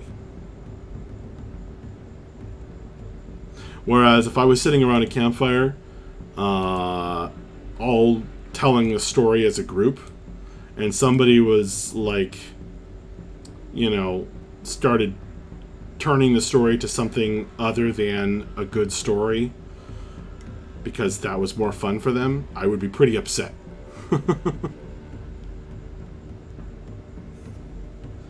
I do agree with you there. There's no wrong way to play D&D. I guess there is if people aren't having fun. Let's put it this way. There's no wrong way for everyone to have fun playing D&D.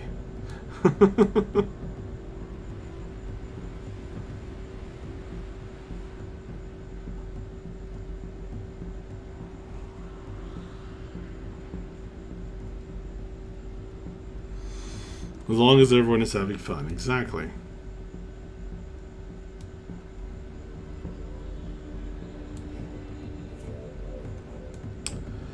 I just think it's very easy when it comes to to bring it back to what we started talking about.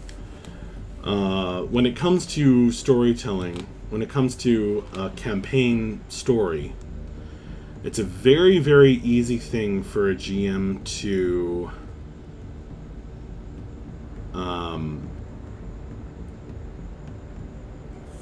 focus on what they want to happen rather than what the players are interested in. And then it can be very easy to kind of accidentally do what some might consider railroading.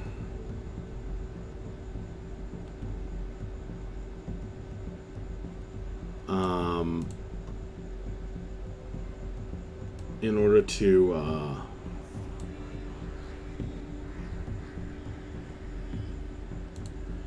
order to serve what the GM thinks is the most fun for everyone, but actually isn't.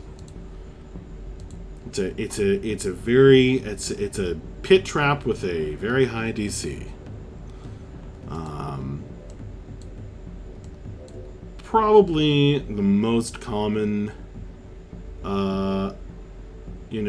new GM mistake, I would say. At least in my experience.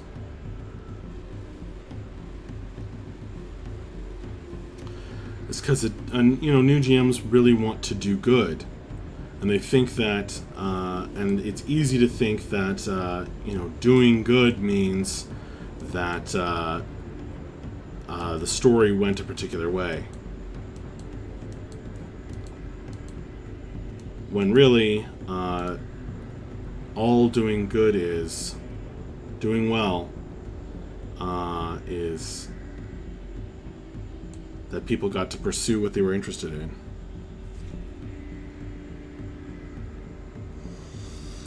Prepare GM. That's why I think it's super important that the players have as much say as the DM. I hate the DM is the leader/ruler of the game mentality. That's interesting. You may want to look into some systems other than Dungeons and Dragons then. Because the rules, the way Dungeons and Dragons is, maybe you already have. Maybe you're an expert in all kinds of systems. I have no idea. But I know D&D best of the games that I know. But in my experience, other games often will give the players more agency and power than does Dungeons and Dragons, where the GM is the arbiter of the rules and kind of the lead storyteller, and kind of has a lot of responsibility and a lot of power. That's why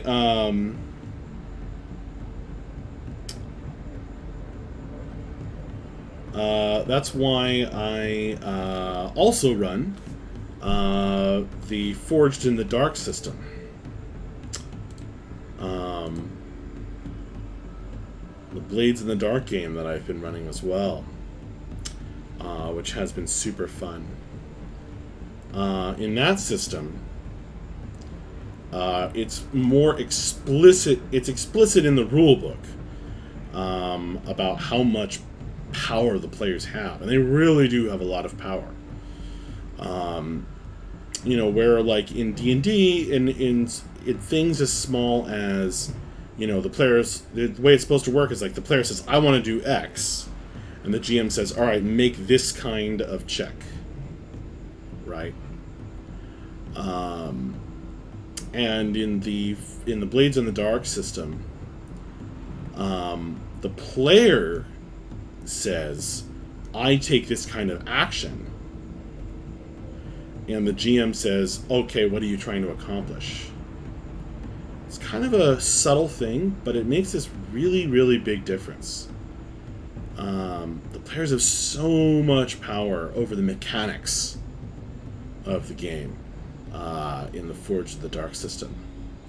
And it's been a real challenge for me to adjust to that, but a good challenge. We actually just started a new game of that,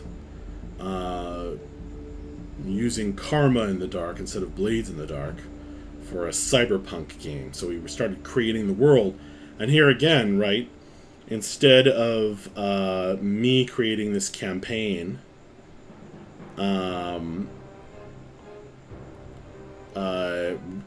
this world for the players to kind of experience and do what they want in this case, the players are there right from the start, and we've actually got halfway through world creation last session and created this cyberpunk world, even down to deciding what themes the campaign world is based around as a group.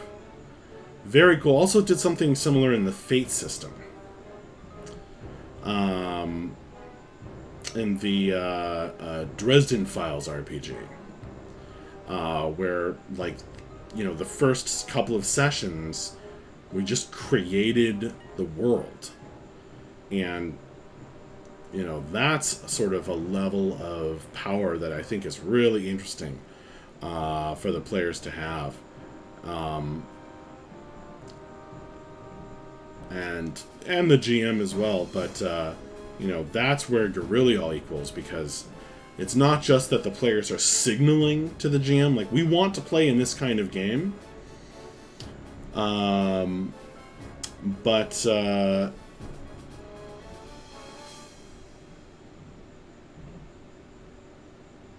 you feel a lot of people get tangled up in the right way to play.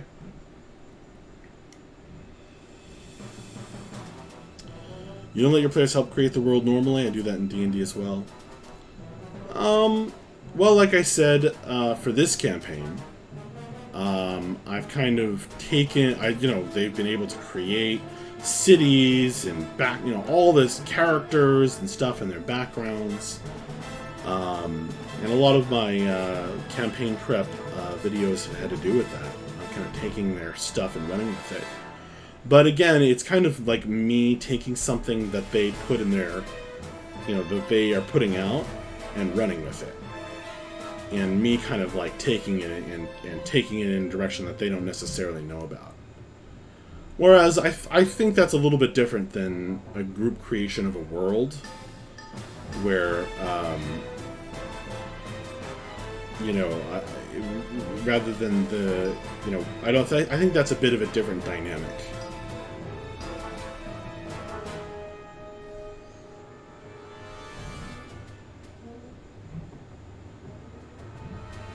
Do you actually prepare GM? Do you actually ask your players, like,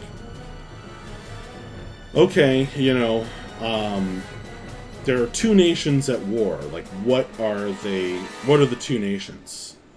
And then you just let them make up the cultures and stuff. Do you go that far, for example?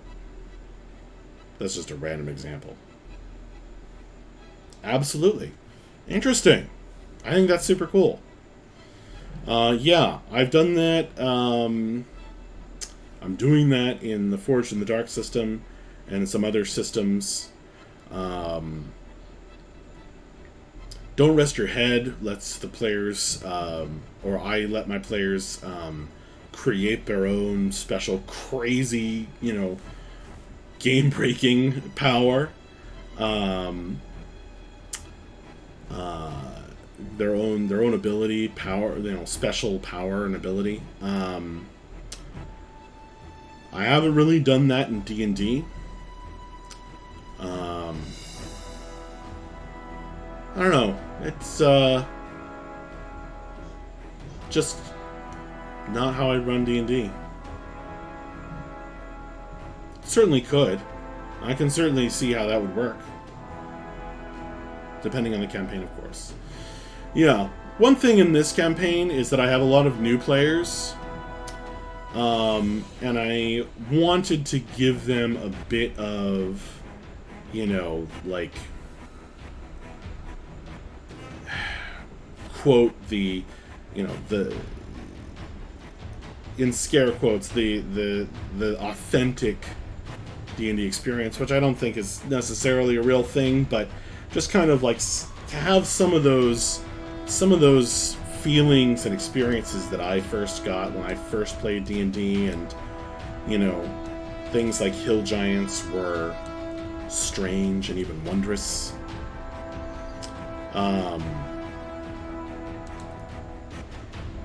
so I did a lot of weird things with this campaign, but like ultimately it follows like a certain tropes, I guess, that they can connect to. So like towns are safe, the wilderness is dangerous. I've never in this campaign, I've done this, I used to do this too much, I think.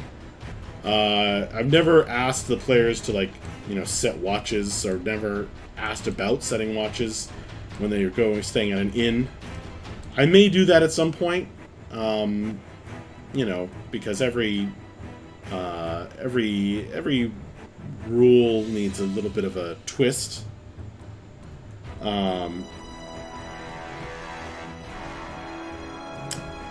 You love to use it for travel montages. You travel for 6 days. Player 1, tell me something interesting that happens on the road. Neat. I've had major NPCs created, and you have a player DM half a session as the other players ask questions about what happened. Literally didn't talk for an hour. Cool.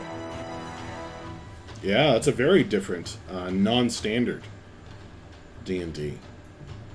That sounds like a lot of fun. Are all your players, all the people you play with, like, very engaged and invested in that? Or are some of them kind of quiet and don't really want to, come up with something that happens on the road? And if so, how do you handle that? Do you just move on? Or do you, something else?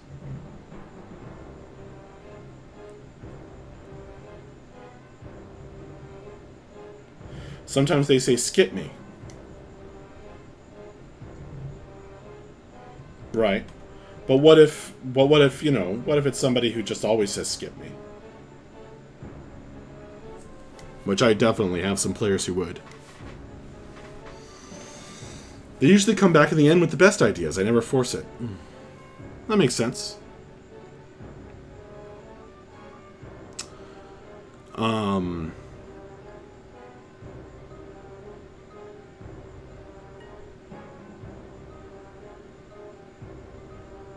That's neat.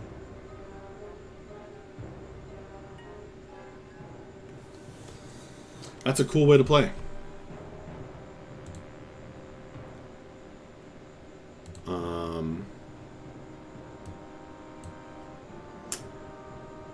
Not the way I would play, I think. I don't know if I would like that, having that much power as a player. Because I like... I don't like, as a player, to... I don't like, as a player, to kind of decide what obstacles we're gonna face. I like doing that as a GM. But as a player, I don't really enjoy that. I would want the GM to say, on day 4, you meet 4 doors on the road. One pit spits at your feet as you pass. And then be okay with however my character wanted to engage with that. You know? I think that is a great kind of storytelling. That's a cool roadside hook. And of course, one of the players might just walk past, right? They might say, not worth the trouble, we're in a hurry. We have bigger fish to fry.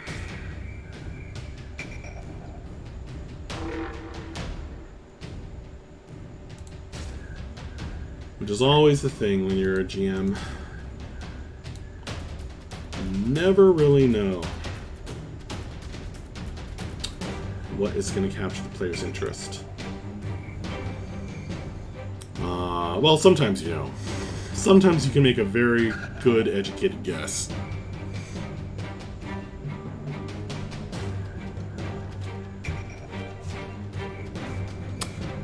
Don't expect them to DM, and when they say, I see a light in the woods, I riff off of it and we build together. That sounds pretty cool.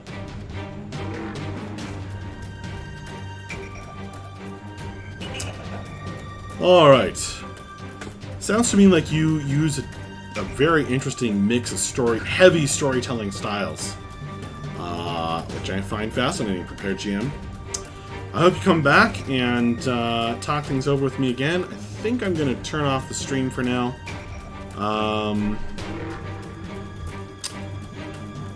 As it is just starting to get a bit late. So I've got lots of other prep to do. I just got excited about this encounter that I wanted to,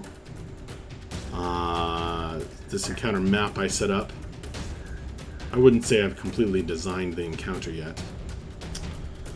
And I got that done. So I will bid you a good evening, and have a great night, Prepared GM. Thank you so much for coming by, my friend. That was really, really interesting. So I hope you come by again soon. Don't know what, if anything, I'll be streaming tomorrow night, as the Karma in the Dark game is forced to be interrupted.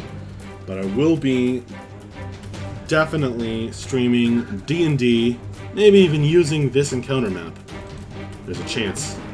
On Sunday evening, which I don't think you can make. I think you play then, right, Prepared GM? In any case, hope to see you again soon. Have a good one. Bye-bye. Thank you to anyone who comes by and watches this later. You're awesome too.